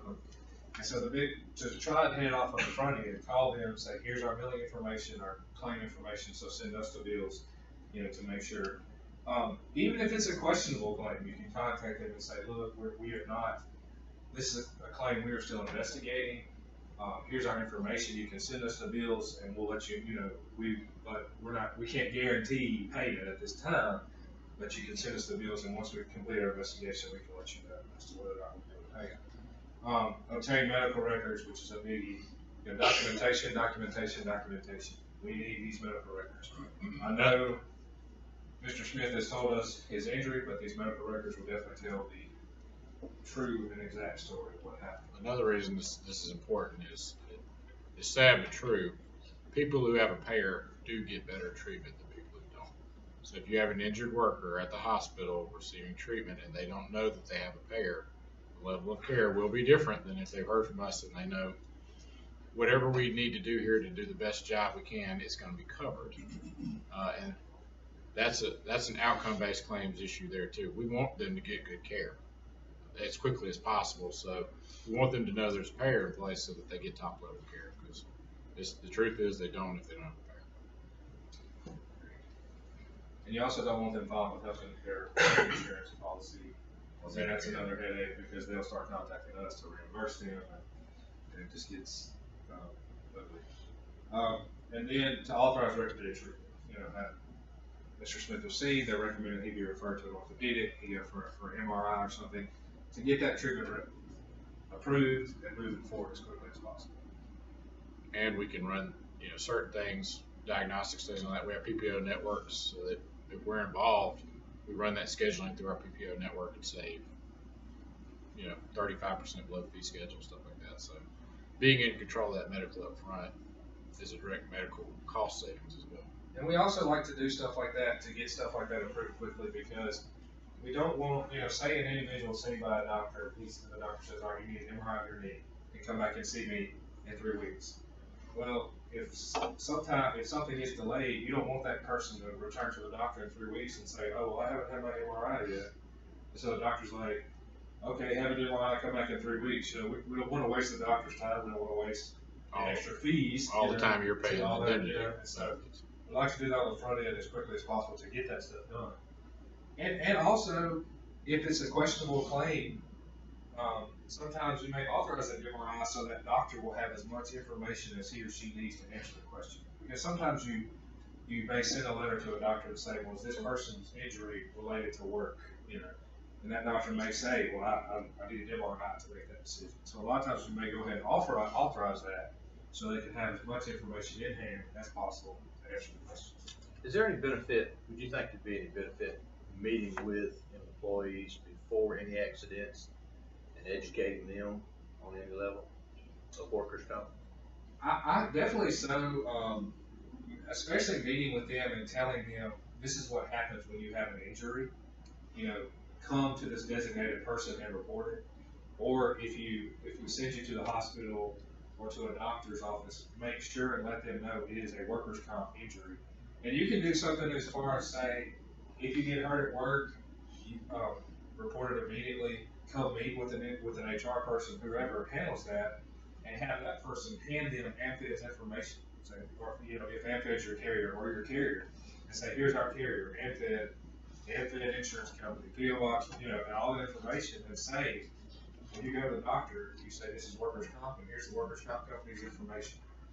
And a lot of times they'll call us and say, hey, are they authorized to be seen? Or they'll have our billing information, so there won't be any mistakes with billing. I'm not sure I would educate them too much on the benefits involved. I understand that, but I mean, even what you're saying, it's like winning them over. I mean, it surprises me in people's minds. I had a guy tell me that he hurt his back unloading a washer and dryer at home, and after he was off a week or so, that he tell me he did me a favor because he could have turned in his workers' comp.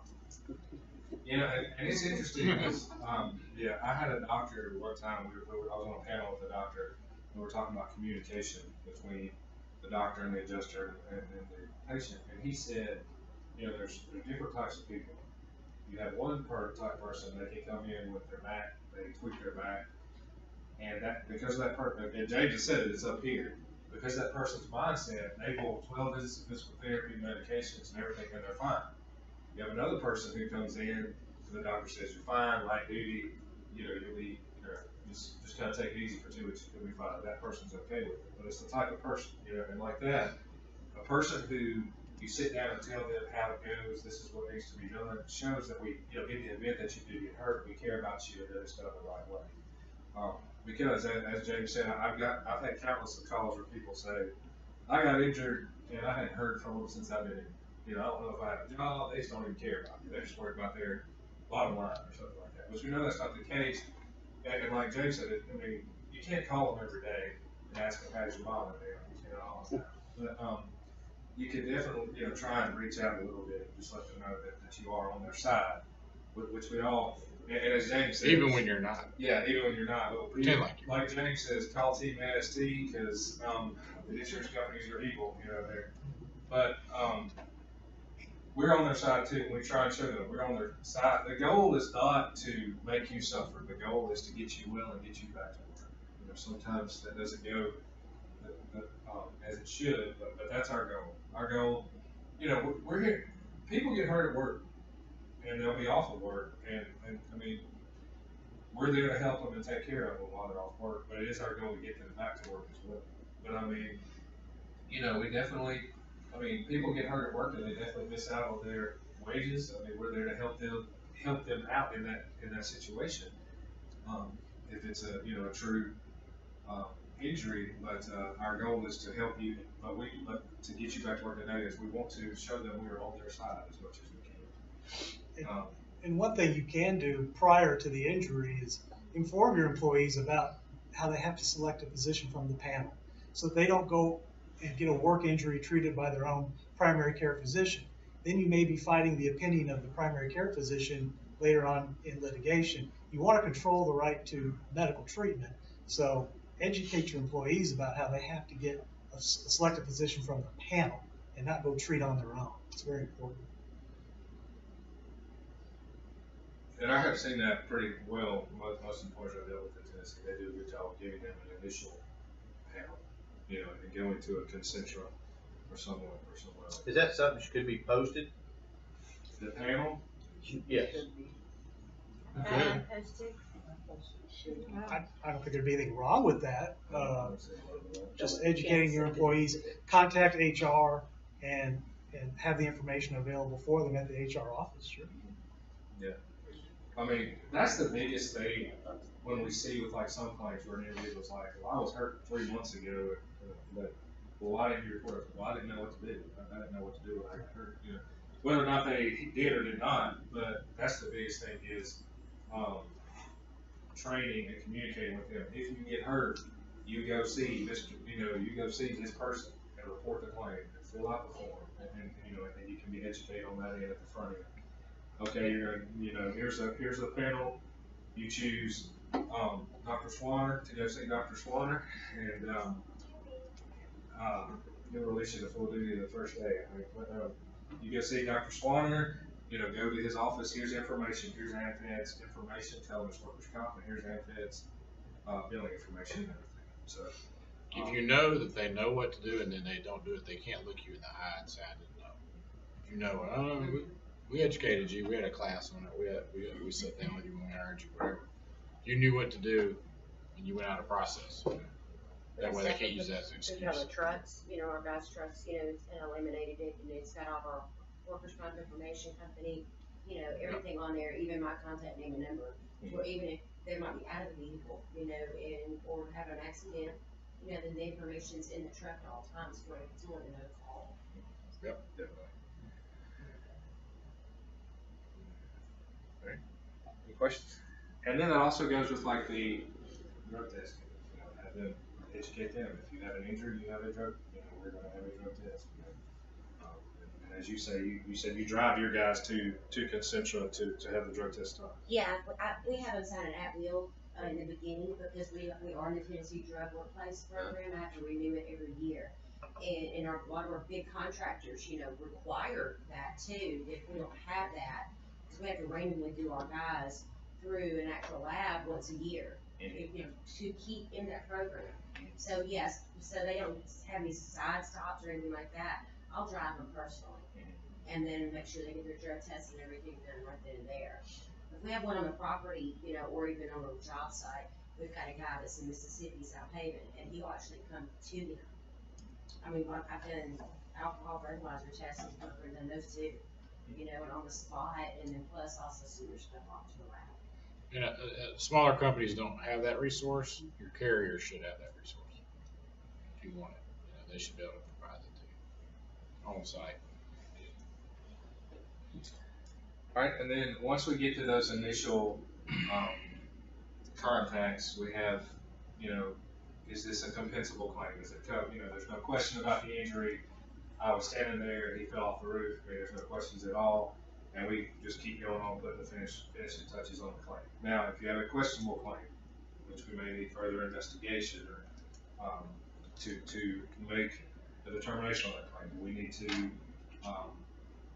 In the instance of like a failed drug screen, you know, we get this information to a toxicologist and say, you know, was this person at the time of injury at these levels of drugs or whatever in the system, would he be considered to be impaired at that time?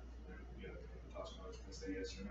You know? But we have that information in hand. Do we need to gather additional medical treatment? You know, maybe we find out that they hurt their neck, but they've had 2 fusions in the past, 2 cervical fusions in the past, so we'll the other path of gathering those previous medical records, or just any further investigation that needs to be done to answer, is this a covered claim or is this a denied claim? This is a claim that's been covered. And Brandon, what you do, and you may do this yourself, and what we do is we send a formal causation letter to the treating physician, and we want to get his opinion. Was this injury primarily related to the employment? And that's one thing we do at this stage early on. And then if it comes to where the claim is denied, our process at Amfed is that, all right, if I think a claim is denied, James is my supervisor, I will send an email to James and say, this is my evaluation of the claim, and I think it should be denied. And then it goes to the claim, after that, it goes to the claims manager who reviews it. So we have a double, two people look at it, because I have not denied many workers' comp claims in my life, but it does happen, and so we do have this in place to make sure that at least 3 people look at it, to make sure denial is the proper way to go. I was talking about, in Mississippi, that we do have the law of, similar to here, that if there's a positive drug screen, it is assumed it is the proximate cause of the injury. Well, this person was in the back of the truck working, and there was oil all over the back of the truck, and he slipped and fell, and he tested positive. If that goes before a judge, that judge will say, the positive drug screen was not the proximate cause of the injury. He slipped on oil. He was hit by a meteor or something, it is not the proximate cause. And so it was recommended that we deny the claim because he tested positive. But we looked at it and said, well, I mean, yes, we could deny this claim, but it would not hold up if that person were to, it's not going to hold up. You don't want to do anything that might create bad case law. We don't want to create bad case law. And we said, look, the reason he slipped and fell was oil, not his, whatever he tested positive for. And we went ahead and approved that claim because it was not the proximate cause of the injury. And so with the denial, it goes to 2 people. 2 other people review it other than me to make sure that that's proper. I've heard this many times that if they had a prior injury, but working for you aggravated that injury. So where does that come in? Aggravation of a pre-existing injury is covered. Now, there's 2 things. There's 2 buzzwords: aggravation of a pre-existing condition and exacerbation of a pre-existing condition. The big thing with aggravation of a pre-existing condition is that you need, the thing you drill home with the physician is, has this person reached baseline as to where he or she was, where they were before the injury? And that's a hard question to answer at times, but yes, aggravation of pre-existing condition is covered. But you have to get them, you have to delve into, is this person at baseline? Is this person where they were? Basically ask, is this person where they were prior to the injury, such that needed treatment would have been needed anyways, because of their previous injury. And so, I've seen it 50-50 on that. Some doctors say, oh no, this is needed, and some doctors say, yes, this is more related to the pre-existing issues. It's just, it is a tough question to answer with doctors, because especially the toughest one I've seen is backs, where a person has just degenerative issues all through their backs and they get hurt, and surgery's needed. Well, was that surgery related to our injury, or did they need surgery before anyways and just weren't having any symptoms? It's a tough one to answer. But aggravation of a pre-existing condition is covered. And under the Tennessee statute, the new law, the aggravation or advancement must be primarily related to the work. And they define primarily as more than 50%. So there still is a burden of proof on the worker to prove the aggravation. When you send a doctor a letter, using the right verbiage in your question is very important. And the doctor, under the new law, must consider all causes. So that's something else we put in our letters. Could this have been caused by something else? Is it more than 50% due to work, or is it due to this, this, and this? And that comes into play with the medical records and checking the work history, prior accidents. We put all that together and do our analysis and then send a letter to the doctor with all the records attached and flagged, so the doctor can see, oh, this is what's going on here. A good example of the case you might win the argument on is when you've got a bone-on-bone knee, and the guy says, well, I was just walking on the job site and I hurt my knee clicked or popped, and all of a sudden I had pain that wasn't there before, and they go in and do an MRI, you got a bone-on-bone knee. Well, it didn't start hurting until your knee popped while you were walking at work on an uneven surface. But doc, is this bone-on-bone related to what he described he was doing on the job site, or is this a lifetime of working on, walking on this knee, which involves work and not work, all kinds of stuff? And most of the time, the doctor then, if you phrase the question properly, will say, no, it's more than 51% is related to the fact that it's a 65-year-old man who weighs 300 pounds. Boom, you win. You win that argument. Whereas if there's a severe twisting injury, the doctor would probably say, well, yeah, he had a lot of arthritis and cartilage and problems on that, but this twisting injury that occurred was pretty violent, and it precipitated the need for surgery.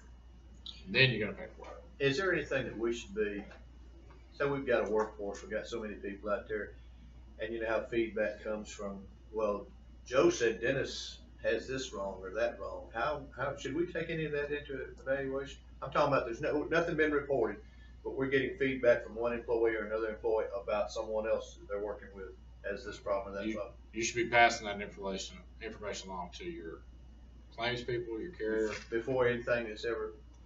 Not well, no. I mean, should we document there's nothing we can do. Keep a record of it or anything?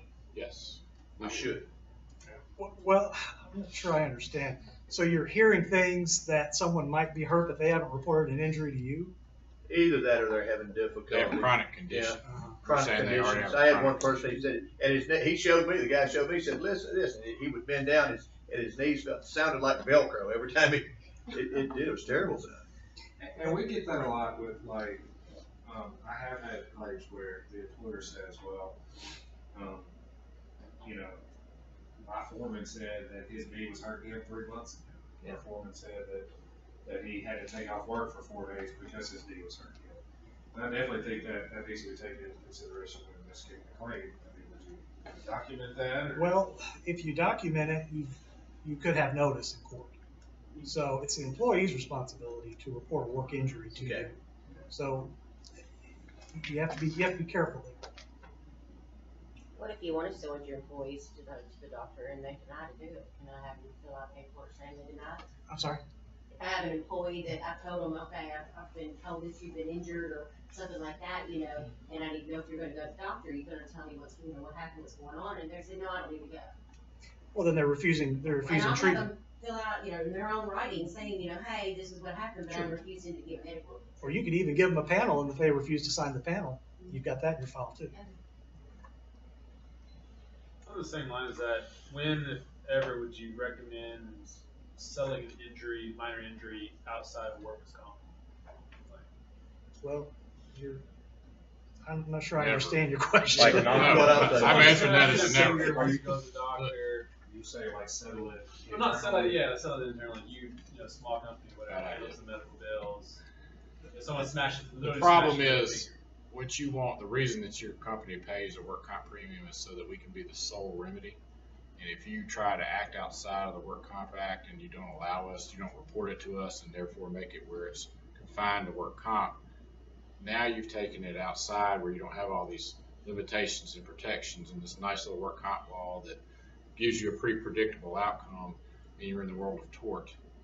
And you could be sued out here in the real world at the court system, and you don't want to open yourself up to that. So if you believe you have a work injury, when in doubt, you fill out the paperwork, send it to us. You can say, right now, this is a reporting purposes only.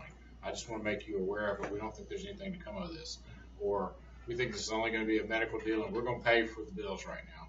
But we want to put this report in your hand, because when it goes sideways, if you've reported it to your carrier, that injured worker is limited to what's provided under the work comp law, which is way less than what's allowed for out here if you go to big boy court.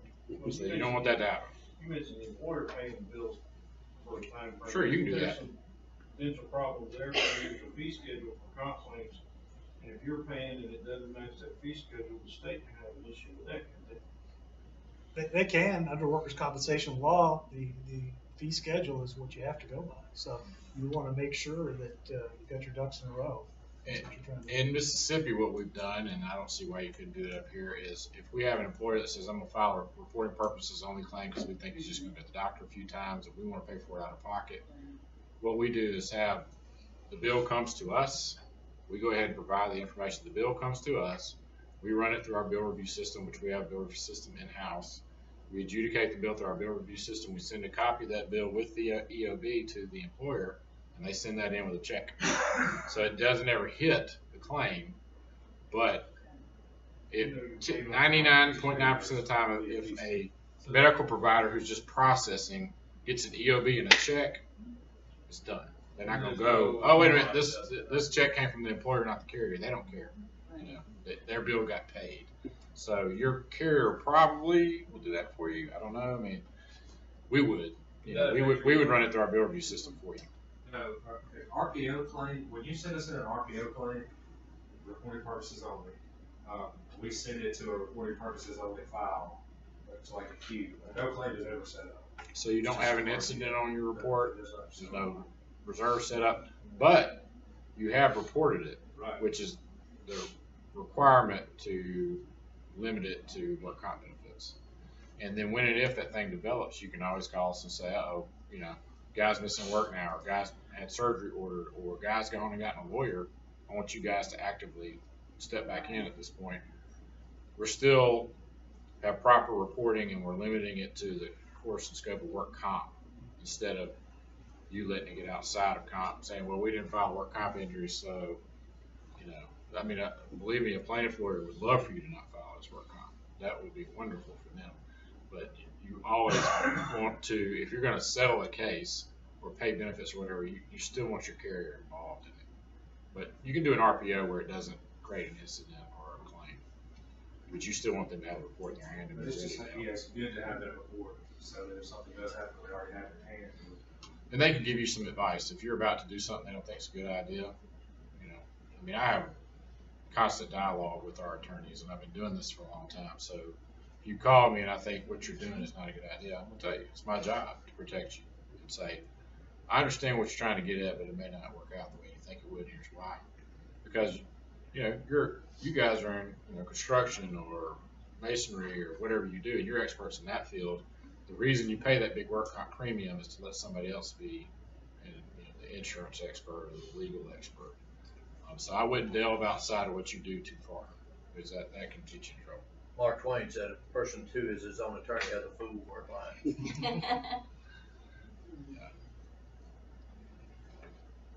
And then, going on, once we deny, if it's approved to deny the claim, we send a form. That form C-23 is sent to the injured worker along with a letter, a denial letter, and a copy of this form C-23 is sent to the Tennessee Bureau of Workers' Comp as well. Of course, the employer is notified of the denial. And sometimes we might even provide the insurance agent with notice of the denial as well. All right. If it's a covered claim, then we go from there. We move on to subrogation. Subrogation basically is there a third party at fault who we might get reimbursement from as a result of this injury.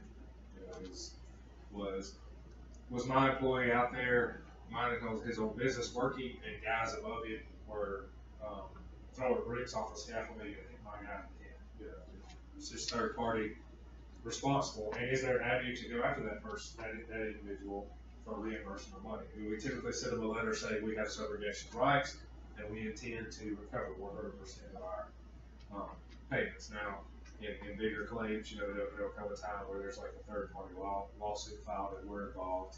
You know, maybe an agreement to settle the claim and close it will reduce our lien from $80,000 to $60,000 or something like that to get it resolved. But things to look for with subrogation is there a subrogation waiver? You know, you may have like an electric company who's doing work for a large warehouse. They're doing electrical work for a large warehouse or something like that, and they come up with a subrogation waiver agreement where basically saying, if one of my employees gets hurt, and even though it may be the fault of the warehouse, we've got an agreement where we will not come after you for reimbursement of money. And that kind of leads me to my second point, is the employer's agreement with subrogation. When I deal with subrogation, I like to contact the employer and say, hey, this other company may be at fault, we might get some money back, but I wanna make sure that you're okay with me doing that before I do it, because I don't wanna hurt your business. I don't want, I don't want you to have a 30-year relationship with the company, and then I send them a letter saying we want our money. Yeah, if you don't want us to make your largest customer mad, we could take that into consideration. And, Go ahead. and the employer can intervene in a third-party suit, or if the injured worker fails to file suit, the employer can actually step in the shoes of the injured worker and file suit on their own. On their behalf. The most common example you'll see of that is motor vehicle accidents. If you have an employee go out there and have a motor vehicle accident when they're at fault and the other driver has insurance, then we're going to, it's our job to pay the claim up front to make sure they get immediate care and work comp benefits and all that. But then we're going to go over here to State Farm or Allstate or wherever and say, what are the limits of your policy? Here's a copy of what all we spent, and we're going to get that money back. How would that filter down to your mod? Does that still affect your mod since you covered it originally? It would be. Yeah, I mean, the money gets credited back to the claim, so every time they, the data is re-reported to NCCI, it could temporarily go up and then come back down. Say you pay $40,000 on a claim as a result of something like that, and then so on your claim it shows we paid $40,000, but Allstate or whoever gives us that $20,000 back, we will credit to the claim, and it'll show zero. It'll zero your claim back out. So, yes, it will show payments did, but once it's reimbursed back, it will show zero. Segregation usually happens pretty quickly, because you've only got the previous 3 years calculated in your mod, so if it goes over a 4-year time frame, if it's already hit your mod, you can pay for it. It depends. Usually, if it's big, ugly, hairy stuff, like product liability or something, then it can take a long time. But if it's, a motor vehicle accident, if we've already we've spent the limits of the policy, we just request the limits of the policy and apply to the claim. So we can even, I've even seen us apply money to a claim which put reserves in the negative, and then we spent the negative back up to zero.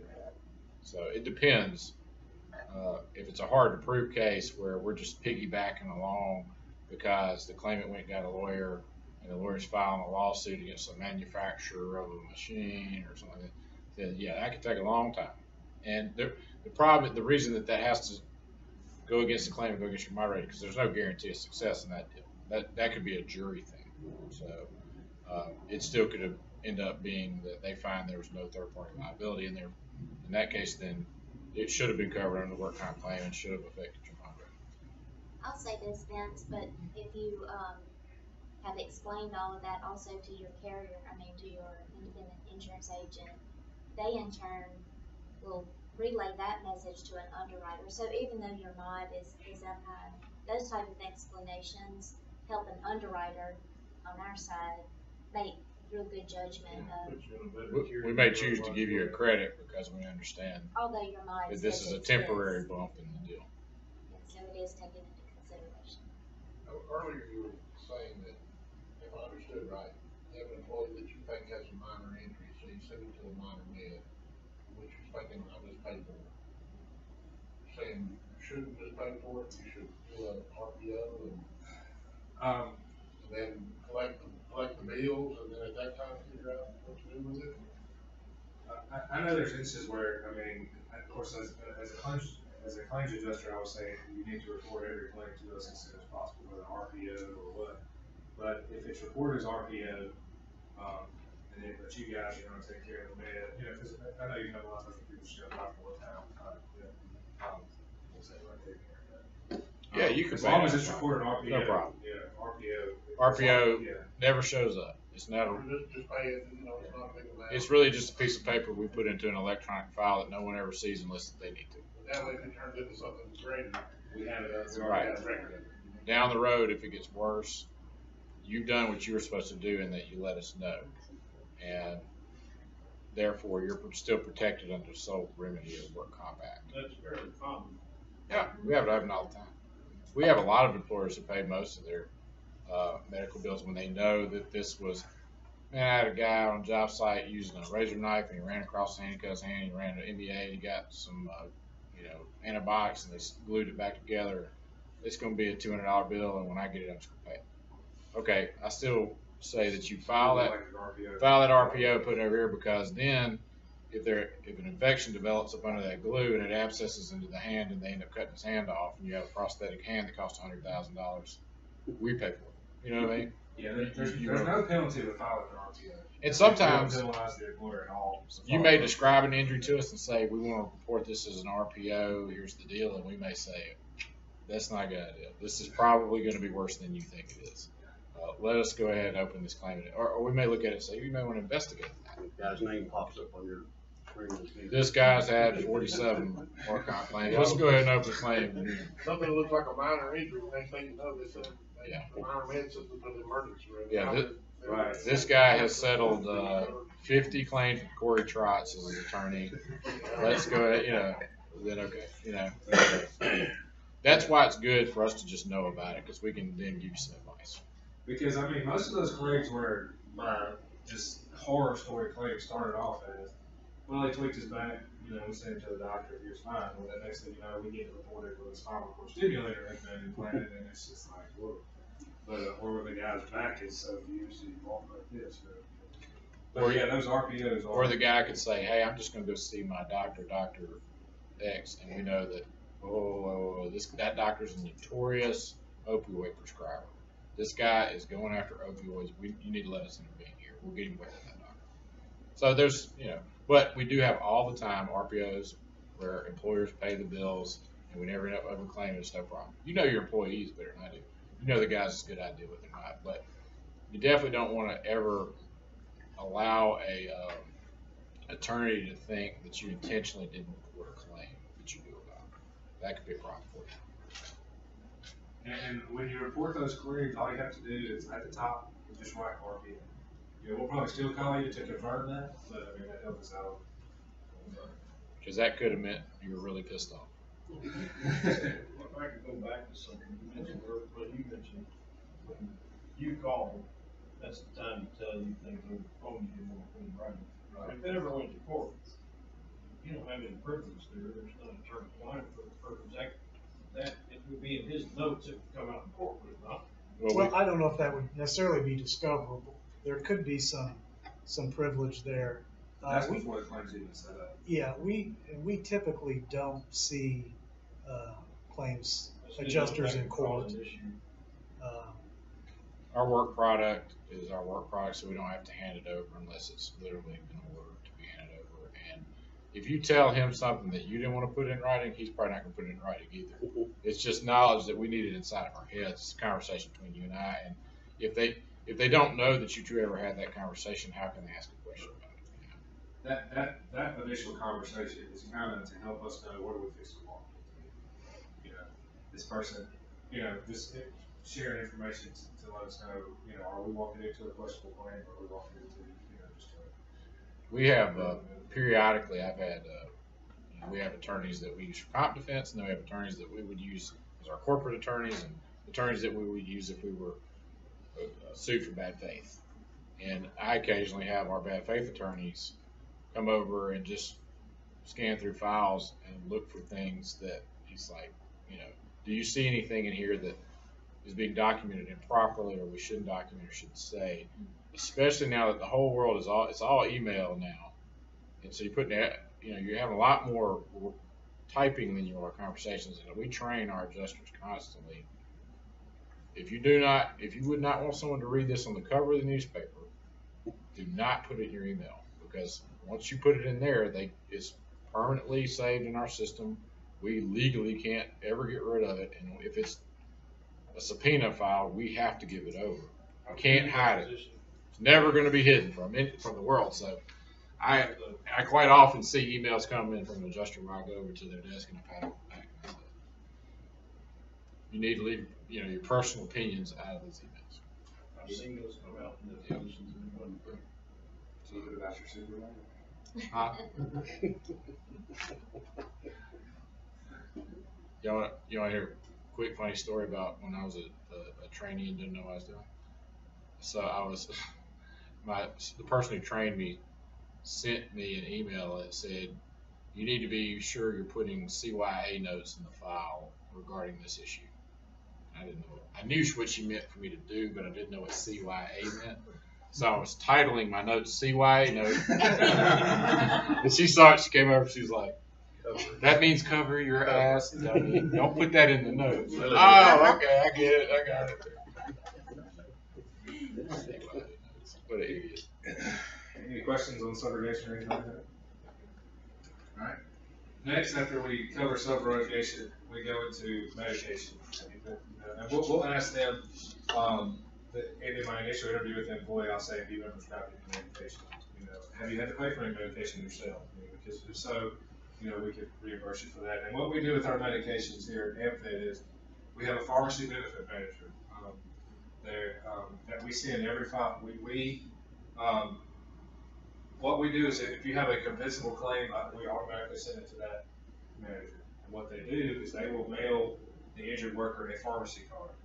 That injured worker takes that pharmacy card and fills their medications with it. And basically, instead of them having to pay for it, the PBM will bill us, and we'll pay them, and then they'll pay the pharmacy. Advantages to this is we get negotiated discounts. Most of our current PBM, I think we're about 35% below fee schedule on payments for medications. They track authorized providers, and this is all via email. I'll get an email from them. Mr. Johnson is here trying to fill oxycodone written by Dr. Black. He's treating with Dr. Green. I have no idea who Dr. Black is. And so that's not approved. Dr. Black's not an authorized doctor. Or Mr. Smith has a back injury and he's trying to fill penicillin or something for his sinuses. They'll say, well, is this drug approved? And you look and say, no, that's not approved. We're not covering your sinuses as well and so they track authorized providers, medication regimens. They utilize formularies, to come, if a drug that is maybe being prescribed off label or something like that. And another big issue you'll see is companies are always coming out with a new drug or a new derivative of a drug or changing the name of a drug. And you could, we know a lot about medical because we're all up in it all the time, but I'm not a doctor or a pharmacist, so I could have a drug come in for approval that's from a approved treating doctor that's been treating the guy forever, and I look at it and I say, oh, it's a pain medication. Okay, approved. What I didn't know is this is not covered by the work comp fee schedule, and it's $3,000 a month. I wasn't aware of that. PBM tracks all that, and they'll send you an email and say, doctors prescribe this, just so you know, if you approve it, we're going to bill you $3,000 a month for it because it's not covered under the work comp fee schedule. We go, and then we go back to the doctor at that point and say, Doc, this is not covered under the work comp fee schedule. It's not a part of the formulary. Is there any other option here? Tell us why this is medically necessary. And if you put them up against the wall properly with the right verbiage in a letter and make them really explain to you why it's medically necessary versus any other modality that is covered, they usually can't get you there. So yeah, but the problem is if you don't catch it and they ever get it in their hands, wrestling it back out of their hands is a lot harder than it is to prevent it on the front end. The court system is going to be much less likely to take something away from somebody than just not let you give it to them on the front end. Because once they take it and they say, but this works great, it's the only thing that's ever worked for me. Then you have a sympathetic patient before a judge who's not a doctor who just knows that insurance companies have lots of money and this poor guy, this works for him. So you want to prevent that situation because you're not going to look good before a judge with a guy doing this and you're here and you're seeing your guy over here with the suit that says, but this is not under the work comp fee schedule. That you want to avoid that on the front end. An example of that on that is I had an individual who was on a drug called Actique for a while, and it's a lollipop version. And the doctor said that this could cause tooth decay, the drug could cause tooth decay. And he prescribed this medication for a long time, and then all of a sudden said, oh, this could cause tooth decay, we need to change to a drug called Substance, which is $5,000 a month.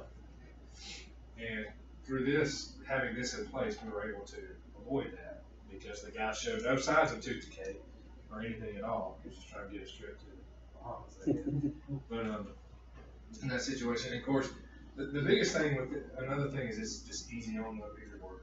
You take the pharmacy card to the pharmacy to get your meds filled. It's just like insurance and your card over. And PBMs also do mail order services, so they'll offer that in the letter. If you'd rather not have to get out and go to the pharmacy, especially for somebody who's severely injured, if we can drop a box at your door, great. And that's fine with us because our PBM has their own pharmacy and they'll drop ship it.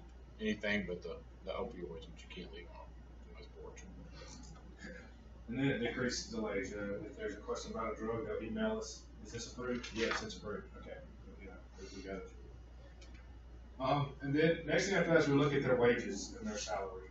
What we typically, I know me as an adjuster, my employers probably get aggravated at me because I hound them about a wage statement. But the biggest thing about the wage statement allows us to, figure out what their actual wages is. We don't want a workers' comp patient to be underpaid, but we don't want to be overpaid. And the first, if they are receiving lost time benefits, the first check is due 14 days from the day of disability. If we don't have a wage statement at that time, we've got to get a payment out to them. If we're told they make $10 an hour, they work 40 hours a week, we'll go ahead and issue them a check based on a $400 a week salary. But if we get the wage statement that shows that this person didn't work over 30 hours a week or something else, over the past year they've only made $380 a week, then we're overpaying them somewhere. Makes a huge difference in lifetime benefits. Yeah, but I mean, we also don't want them to be underpaid, but we don't want them to be overpaid, and the wage statement is the key to that. There's a possibility with the failure to file a completed wage statement with the Bureau of Workers' Comp, it results in the maximum rates applied. Right now, the maximum weekly rate is $992. I don't know, have you seen much where that applies with not filing the wage statement timely? They are penalizing a lot more since the new law came into effect. I don't know specifically about wage statements, but they're definitely fining for the panels not being timely. And then next is the panel, and we talked about that. But an initial panel is crucial. Most workers' comp claims I've dealt with in Tennessee, we see an initial panel that's like a GP, like a Centra, or something like that. And then the GP makes the referral, and once they make that referral, we take it and we what I've done is once they make the referral, I'll get the referral, and then I will set up a panel and send it on to be completed. We do have, like you said, we have Cherry Roberts, who's there. She knows the physicians. We have a nurse case manager service that we use up here. They have provided me with a book of preferred physicians and divided up by areas. And so I can use that to research. We can contact, a case manager cannot make a panel, but they can certainly advise you on doctors to put on the panel. Attorney, you can contact attorney, they can help you out with that, who to put on the panel. But once we get that referral, we send that panel on to the injured worker. And when a referral is made, we have 3 business days from the receipt of that referral to furnish the panel. If not, then we accept the physician originally referred. If you've got, somebody sees Dr. Smith and they refer to Dr. Strangelove over here, who we don't like, who's not a very good physician, is very high in prescribing medications. We need to get that panel out of time, or that's considered to be the approved physician. It's 3 business days from receipt, which is sometimes the referrals are made. It takes us physicians a little while to get it to you. But once we get that referral, we're going to get that panel out as quickly as possible. And the panel should have 3 different doctors at 3 different locations. And calling, there's some company I had a case with one time had a phone-a-doc. That is not adequate. Skyping your doctor, that's not adequate. You need to give a panel to 3 different physicians in a local area, 3 different locations, and otherwise you're going to get fined by the state. After that, we'll set up our diaries on the file. If benefits are being paid, we set up a 14-day payment diary. Lost time benefits are paid every 14 days. So that diary comes up every 14 days to make sure they're paid timely. And dive into this a little later, but when we don't just go in and blindly make that payment. All right, 14 days, here's another check. We confirm work status and we make sure that they are due. Have a 45-day action plan where you basically just go in and say, here's what's going on with the claim now. Here's my plan, what my plan is to move it to keep it moving and move it towards completion. And then you have a standard file review, that's every 30 days. If you have a payment diary, you don't really have a file review diary because you look at the claim every 14 days. But if they stop receiving benefits or something, you put that file review on there. Our goal is to make sure every claim is looked at least once a month. I mean, it doesn't matter if there's nothing going on the claim. You at least look at it. At least every adjuster needs to look at every one of their claims at least once a month to make sure there's nothing that needs to be done. I mean, you have stuff happen throughout the month where mail comes in and all that where you're looking at the claim anyways. But at least once a month, you need to go in there and look at that claim and make sure that nothing is. Because you definitely don't want a claim to sit there for 3 months without anybody ever looking at it and it just blow up in your face.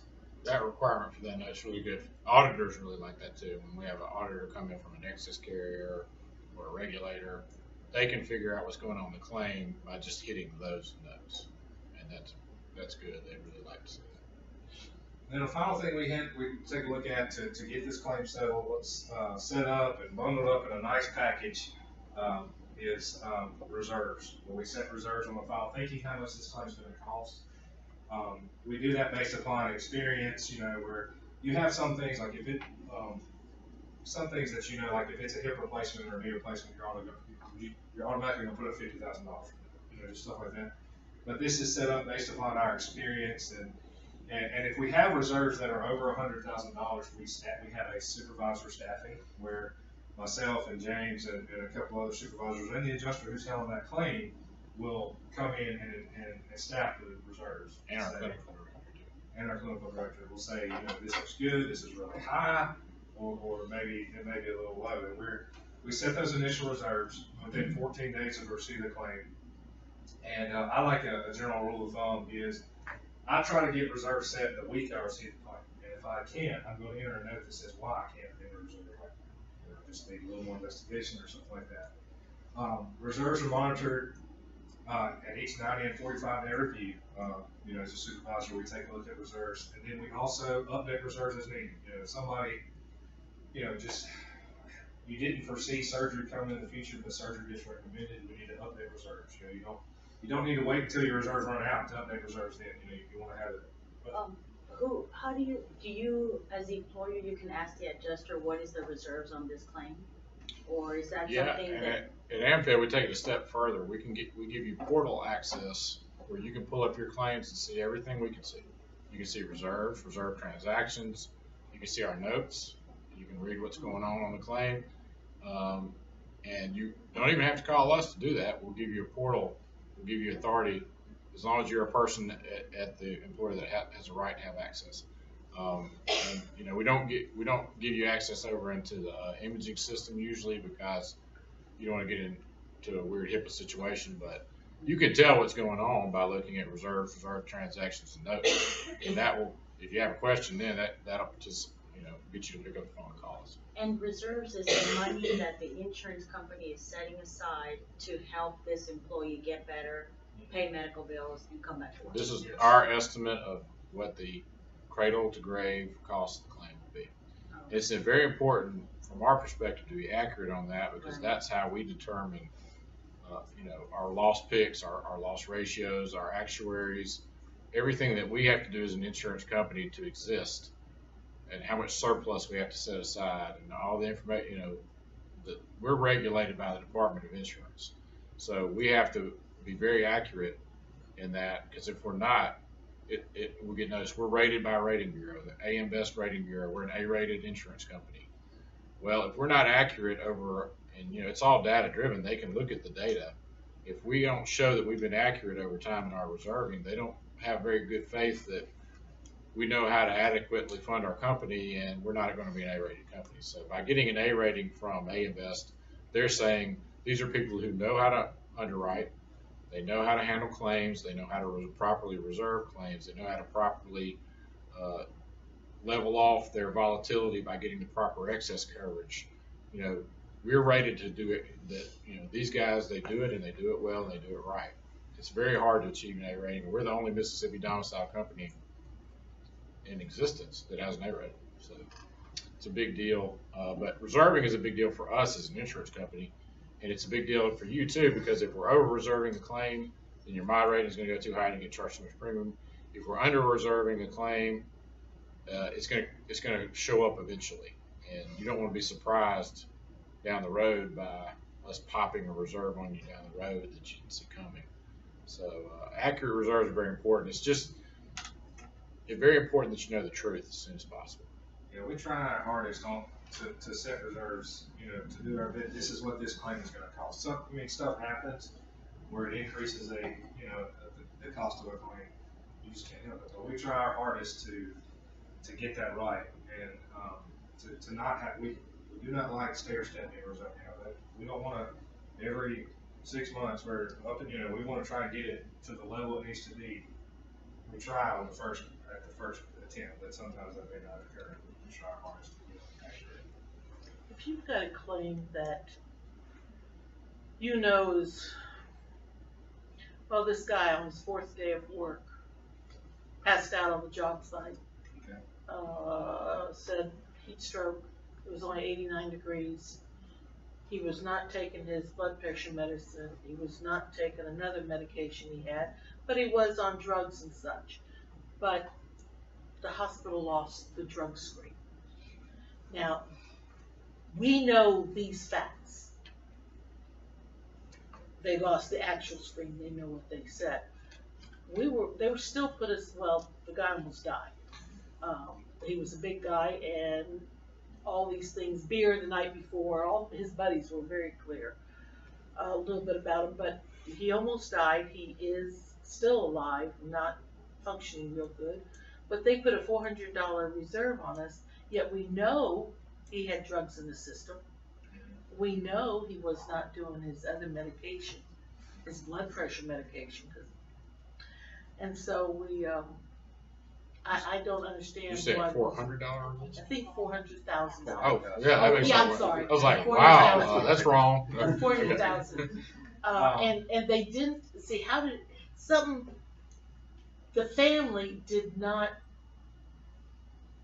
We filed the first day of injury, but the family never acknowledged to say they were going to file anything or do anything to the very last day. They had 2 years or so. That last day they finally said, yeah, we're going to fight it. Now, did this go through the litigation process and they were ordered to pay? No, I don't think it ever went to that. I don't think we've ever paid anything. At least I hadn't heard. I haven't talked to them. Oh, this was several years ago. But they put this big reserve on us, which hurt our mods, of course. I would treat that claim as I have experience in heart attack and stroke claims, and I would treat that claim just like that. In a heart attack claim, you go to the employer, of course, unfortunately with a lot of heart attack claims, that person is not, the claimant is deceased, but you go to that employer and say, all right, what time they get to work, then I want to know what they did and as much as you can. I want to know what they did every minute of that day. Well, he was doing nothing. Right, and so I would document that. Picking up nothing, yeah. And document what the weather was, and then we would try and get previous medical records. With regards to the reserves, we would probably put up about half. Would you put up about half the cost of the hospital and all that just to have that in case? But we would probably honestly send it to a physician and have a physician opinion regarding causal relationship. If that claim, if I was reserving it, would mostly have up legal reserves, because I would say we're probably not paying this claim until a judge in Tennessee Department of Labor says we're paying it, because of the circumstances. So I personally wouldn't have $400,000. Well, that's why I didn't understand, because they told us this is not going to fly. Because I would probably have enough medical up to get medical opinions. Yeah. I would have up enough legal money to pay for the legal process. I would have up some expense money in case there's some expenses related to going out and retrieving records or having a nurse go out and interview a doctor or whatever. So there would be some reserves, but we're talking about, $15,000 or so in legal reserves, $5,000 in medical, and $5,000 in expense to get me to the point of, because it doesn't sound like to me you're gonna lose that case. Yeah, I in don't my see how opinion. we, they said they don't see how we can. Yeah, I think that's a situation where you definitely have to get a medical causation opinion as soon as you can, and you have that in your back pocket if they do try to pursue something at the Bureau of Workers' I'll Compensation. call our You, guy that. you have legal counsel on it, us. No, we don't. They You do. need to. They do, but I'll call. Even if there's not litigation on the other side, I would have a lawyer talk. No, I mean, our company, our workers' comp carrier, our carrier does. Okay. Cause yeah, I'll call our carrier, find out what's. I'd have a serious conversation with legal counsel. Her case is another example. You don't need to rely on the medical provider to hold the drug test. You have the third party come in and take that drug test, because they have no incentive to pull the drug test. They have every incentive to make sure it doesn't get pulled. They pulled it because it was I was there that night. It was. Regardless of the drug situation, I think they're just gonna have a hard time proving that the work activity was the cause of him falling out no matter what, because was it 100 degrees outside and he was pushing a barge upriver or what? He was picking up these little chairs that the fainting and heart attacks and strokes very rarely get paid for in comp if you do a good job of the investigation. We had a recent one like that we just recently this week, maybe in the last week, where he was at work and had a stroke, and he was moving some rolls of wire, and of course he reported a workers' comp claim, and we found out that he had previous episodes of feeling confused and all this prior to the injury, and he even told the hospital this has happened a couple times in the past. So we were able to gather previous medical records. We were able to talk to him, and that's something I drilled home on, like heart attack claims and stuff. You need to find out, what did this person do? Right, this person got to work, what did they do? Oh, they went and got coffee. Well, how long did they stand there and drink coffee? They went and set up this drill. They went and set up this well. What does that entail? How long is that? Drill down. This is what they did. Try every minute of that day. This is what that person did, and we'll put that in a letter to a doctor. This is what Mr. Smith did that day. This is what it entailed. This is what, the doctor probably loves getting a 7-page letter from us explaining all that. But anyways, and then providing them with previous medical records. This person should have been on medications. He's got high blood pressure. He smokes 2 packs of cigarettes. Just stuff like that. And how you get that to that doctor, and one big, and like James just said, the way you word your questions, and you ask that doctor, is this person's stroke a result of his work activities on that particular day, or is it a result of pre-existing issues that he had? I bet most of you before have seen medical letters, if you see copies of them, you've seen form letters that look like it's a regurgitation of the same letter with a few things. I don't allow that.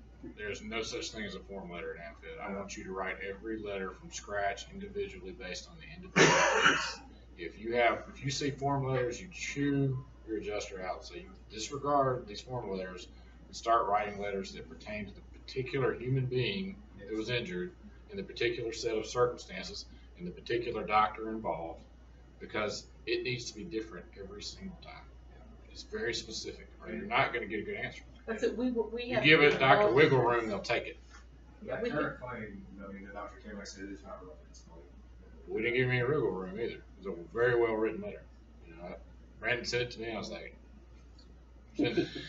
Because it's just, he had to answer the question we were asking. And if you force him to answer the question, honestly, based on a real set of facts, rather than give him a form letter that gives him a lot of wiggle room, we had you get a better outcome. A lot of the guys that were affiliated with him, they all wrote their statements out because we knew this was going to be bad. And his buddy that was drinking with him the night before, and he told him to go to sleep, and he said, "No, I'm going to drink all night." He was young. Yeah. I'd have to see it all, but you should win that. Well, that's why. But this has been so many years ago. And I just want to make sure. I guess I'll call our claims adjuster and say, okay. If you draw the wrong judge, you could lose no matter what you do. But well, yeah, that's true. That's politics. I definitely would. I don't think we would put up $400,000. Yeah, that's what. That's a very questionable point. Of course, after all that's done, after this marked off all this stuff, we go just into full-fledged claim management. You review the file. If there's a payment, Paying the indemnity and medical benefits, litigation management, if there's any type of next report. Indemnity, you have TTD benefits. This is what's paid when an injured worker is excused from work. 2/3 of their gross wages up to 11. It's subject to a maximum and a minimum. The maximum was as I showed, the maximum was $9.92. The minimum, $25 in Mississippi. But and these begin 14 days after the disability, and they're paid every 2 weeks until further notice. Now, whenever that next payment comes up, we just, as I said, we don't just say, okay, 14 days here. We make sure that person has not been seen by the doctor again. Has your work status changed or anything like that? We make sure they're still excused from work before we make that payment. Now, the wages, you guys determine that, we send you a payroll report of that employee's pay record? Yes, we're doing a wage statement. What we like to see is the last 52 weeks of wages. And we come up with an average weekly wage and pay 2/3 of that. Now, as I said, it's subject to a maximum. If 2/3 of their gross wages is $1,500, they're only going to get $990. But those checks come out every 2 weeks, as long as the employer's, the doctor, the treating doctor has that person excused from work. Now, in some instances, the doctor may release them to light duty.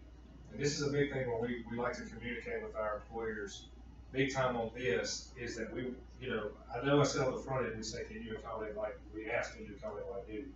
Even if you say no, when we get that doctor's excuse saying, Mr. Smith can return to work in light duty, we're going to call you again and make sure that you can't accommodate. Because, if you can't accommodate, we can get them back to work and stop those benefits. And in some instances, if you can't accommodate and that employee refuses to come back to work, we can cease benefits by saying, we offered you a job, it was your choice to not take that job. And definitely just communication is key with that. I have one employer who they accommodate all light duty. They will stick someone in the parking lot in a chair to guard and make sure nobody's targets. Right.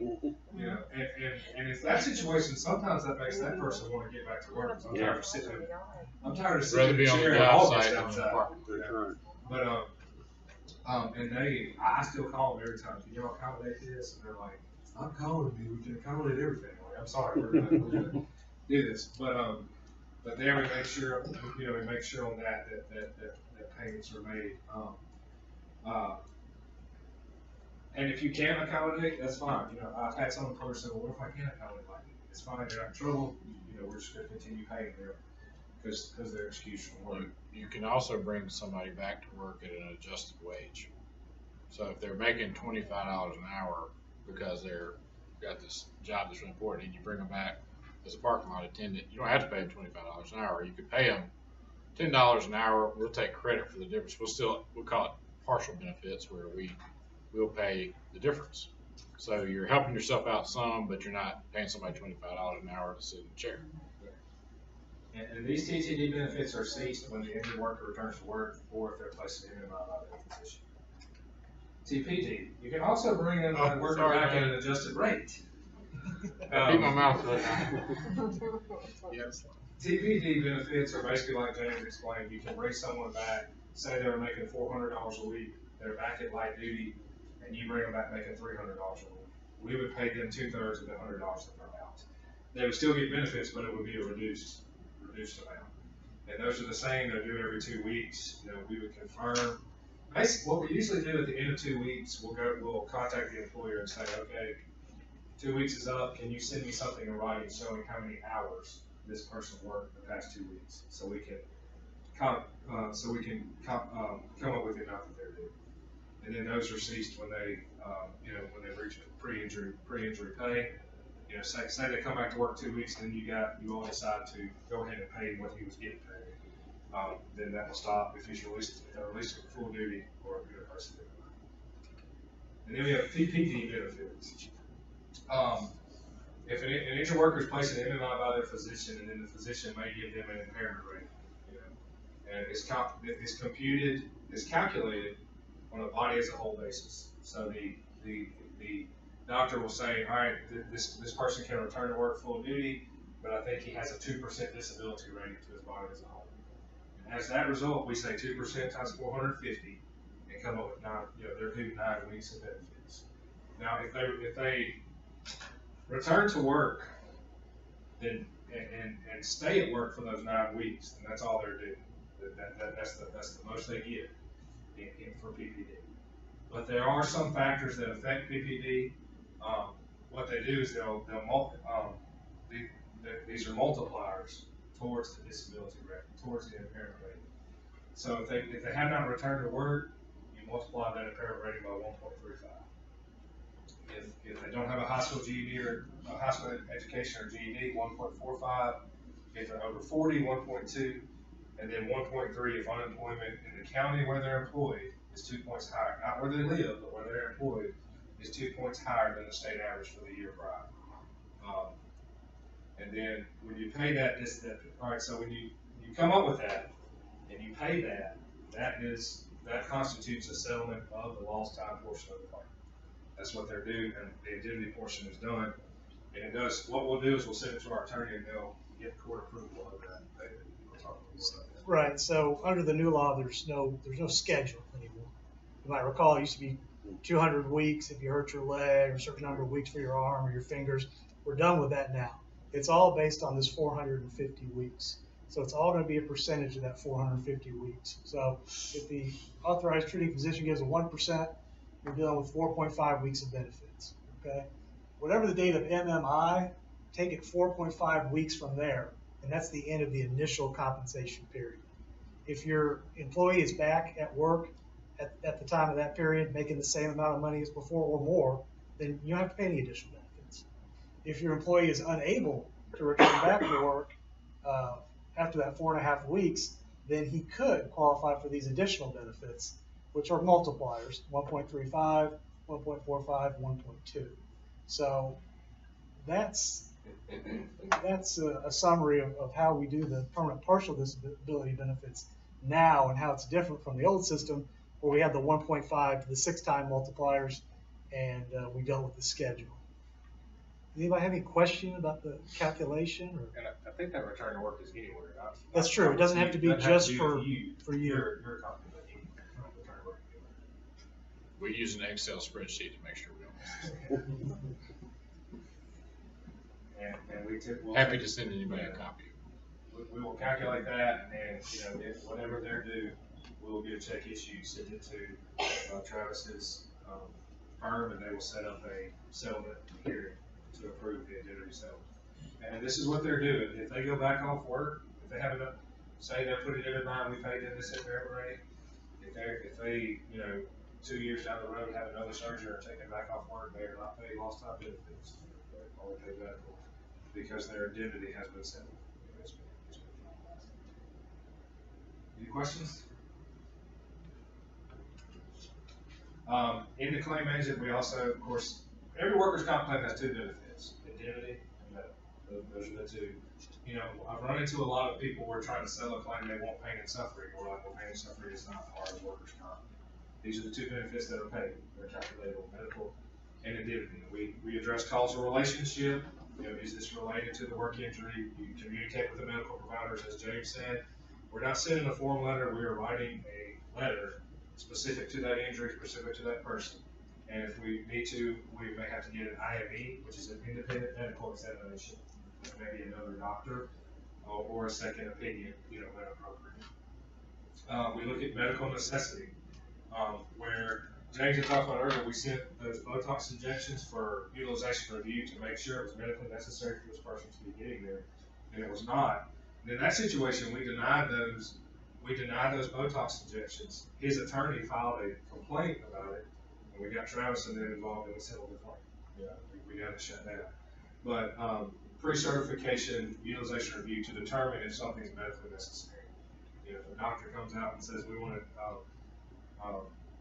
to do something experimental or something like that, we send it for pre-cert and they say, this is not the ODG guidelines, or it's not medically necessary.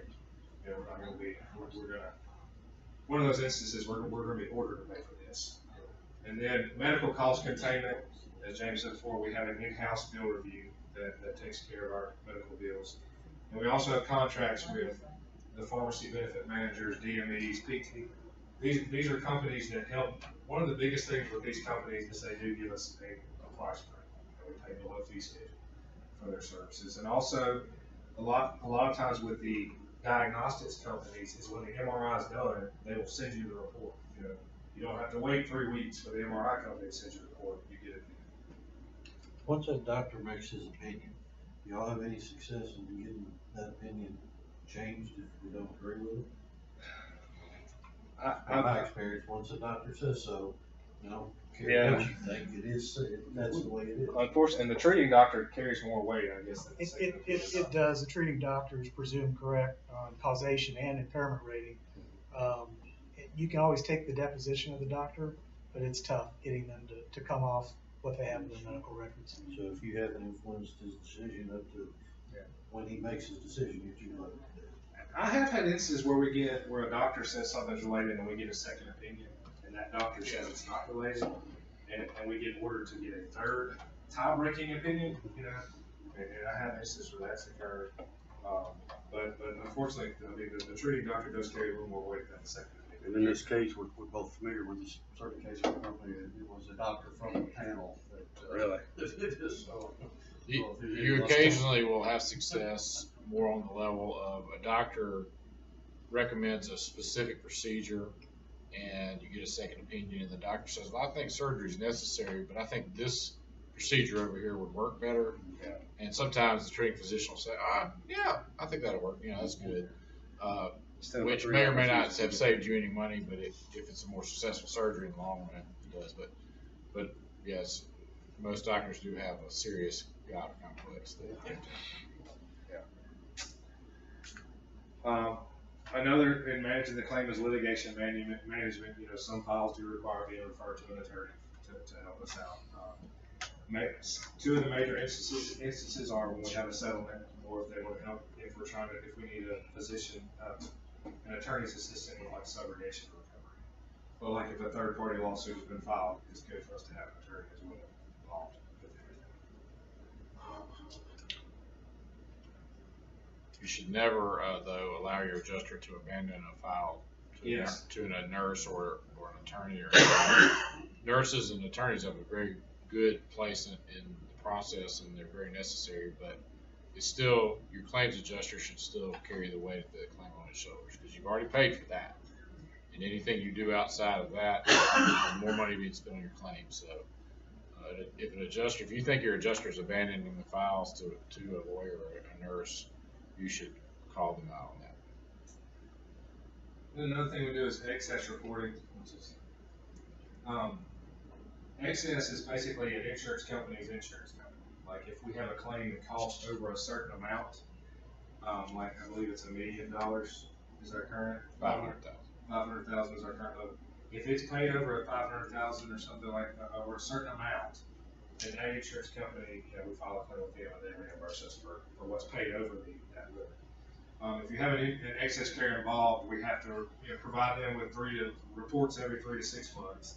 You know, if we reach 50% of their level, and in instances where their level is exceeded, then we have to get authorization from them, like to settle a claim. We have to get settlement authority from them because it's technically their money that we're dealing with in that. And then we also inform them of out of ordinary expenditures, you know, such as reserve changes or big major things that occur. Sometimes we butt heads with excess carriers because we like settling claims, but they don't want to settle the claim. You just want to. We've had several conference calls with some to convince them that, but it is part of the process there to update them regularly. From your perspective, the interesting thing about excess would be if you know what your insurance company is paying, or what their self-insured retention is, the lower the self-insured retention, the better. Typically, that means that your insurance company is doing a really good job because the excess carrier is allowing a low self-insured retention because they think it's a low risk of it. In our case, $500,000 is our retention. So they think low risk of this company hitting us too many times for a claim that's going to go over $500,000. If your company has $1 million retention, that means they have a lot of claims that go over 500,000. So the higher the retention level, typically that means that the worse the claims are. You have an aggregate attachment Ours is 500,000 statutory. So once we pay the first 500,000 on a claim, it's all the way to statutory, which is pretty unusual these days. Not a lot of people get that, but it's a track record of good results, and so far we've been able to maintain it, knock on wood, for many years. But most people are more in the 750 to $1 million range now. All right, and then finally we come to claim closure. It's my favorite part of the claim. Medical only claim, pay the bills, close claim. Nothing more. Lost time claims, James touched on it. You have some times where you have a period of inaction or no treatment. Maybe it's a minor injury. It's not really going to be. You don't really foresee any big things in the future. Maybe somebody hurt their finger, broke their finger. It's fine. It's everything. Yeah, we're not going to settle that claim for $15,000 just to make them go. To close the claim, we're going to, probably monitor that for a while, maybe to a year or so. If there's no treatment, if that's one where we'll probably go ahead and just close it out. And if that person maybe rears their head later, it might be an option to look into settlement. Just go ahead and get that claim resolved. And then claim settlements. And James touched on that. We as he said, in Mississippi, we have a lot of experience with settling claims. And that's a full and final settled claim is a good claim because it's fully and finally settled. It's over. It's done. And we definitely will review each claim to see if settlement is an option to go ahead and get it closed and done with. I had one this week, and to touch on that too, if the doctor says this person needs a knee replacement, I have one where the doctor said this person may need bilateral hip replacements in the future. We're probably not going to keep that open for a year and then close it because there is a lot of exposure out there. But we recently, matter of fact, settled that guy's claim this week because we took into account what it would cost and then came up with the value, and we were able to come to an agreement with him to settle. One problem we have seen, we've inherited some claims from another TPA, is that these claims are closed, and then this person calls and says, well, my knee still hurts. Well, you haven't treated it in 8 years. So we send them to the doctor. The doctor says, well, you need a knee replacement, and it's related to your workers' comp. As much as we kick and scream and holler and whatever, it's we're on the hook for it. We paid for his knee replacement, which is roughly $50, and then we were able to settle with him after that. Which maybe if it was handled better on the front end, we could have gone ahead and paid him instead of paying $100,000 now. We maybe could have paid $50 then, settled it, and it was over and done with, and get it closed. And I'll say to Amfed, we are not going to offer somebody $5,000 for a total knee replacement. We are going to do the right thing. We have a mantra of do the right thing. And we're going to take that person's medical treatment and cost into account. We're going to come up with a fair settlement. We're not going to try and pull a fast one. We're going to be fair when it comes to settlement. But we're also not going to be excessive when it comes to settlement either. We're going to value a claim, and we're going to value the claim. That's the value. In fairness to the other TPA, though, it wasn't as easy to close those claims before. Right. Yes. That's right. That's true. And that's what the advantage to closing medical now is. You have that advantage where, I've had a few where it was like that, and this person's, well, I just go to the doctor once a year, every year. Well, that costs $2,500 for the rest of your life. How about we pay $3,500 for surgery? Okay, that's fine. And that's easier on our end. Hindsight's 20/20. We come in and say that we could do that, but we definitely are going to review claims for settlement. We definitely believe in settlement because it closes that claim. It's done. We can get it out of our. A lot of times we joke that you work on settlement so hard, then 2 weeks later you can't remember what that person's name was because you just zipped them out of your mind. We got it settled. And then settlements are on a case-by-case basis. Sometimes, some people, you just have different amounts. It's not an exact science. Workers' comp in a whole is not an exact science. It's a case-by-case basis. And then one major thing to consider with settlements is Medicare and Social Security disability. Years ago, if somebody was on Medicare, they would settle their workers' comp claim, pocket their money, and go treat with Medicare. Medicare did not approve of that, and so they came up with what's called a Medicare set-aside. which is an MSA. Once MSAs came out, all these companies popped up who specialized in MSAs. And we use a company, well, what we're doing, if an individual is a Medicare beneficiary and the settlement is over $25,000, a Medicare set aside is required. If they're not a Medicare beneficiary, but if the settlement is over $250,000 and they're anticipated to be a Medicare beneficiary in 30 months, then a Medicare set aside is required. And so what we do, if a Medicare set aside is needed, what we will do is we will send it to a company that we use, who will look at it and say, okay, based upon what we know, based upon Medicare's kookiness at times, and based upon what we think, this is how much we think you should settle medical for. And like the one we settled this week with the 2 hip replacements, he had a Medicare set aside of like $125,000 or something like that. What we typically do to incentivize it is we'll say, okay, we'll pay you this Medicare set aside money, and we'll pay you a little money on top of it as well to settle. But we definitely. But the way we actually end up saving you money is by structuring that Yes. money and buying an annuity, so we don't pay the straight Yeah, up. a $98,000 MSA copy, I think it would cost us $70,000 to do the structure. We're not just handing over money that we would have spent anyway, because that's not a good deal for you. Yes. We're coming in below what we think you would spend. Yeah, definitely. And then finally, just communication. Between the adjuster and the employer, the adjuster and employee, the adjuster and the physician and the employee, and the employer and the employee. One of the biggest things in this one I like to discuss is, a lot of times a doctor will say, all right, James can go back to light duty. And James goes, well, my employer doesn't have light duty. And the doctor says, okay, well, you're off work then.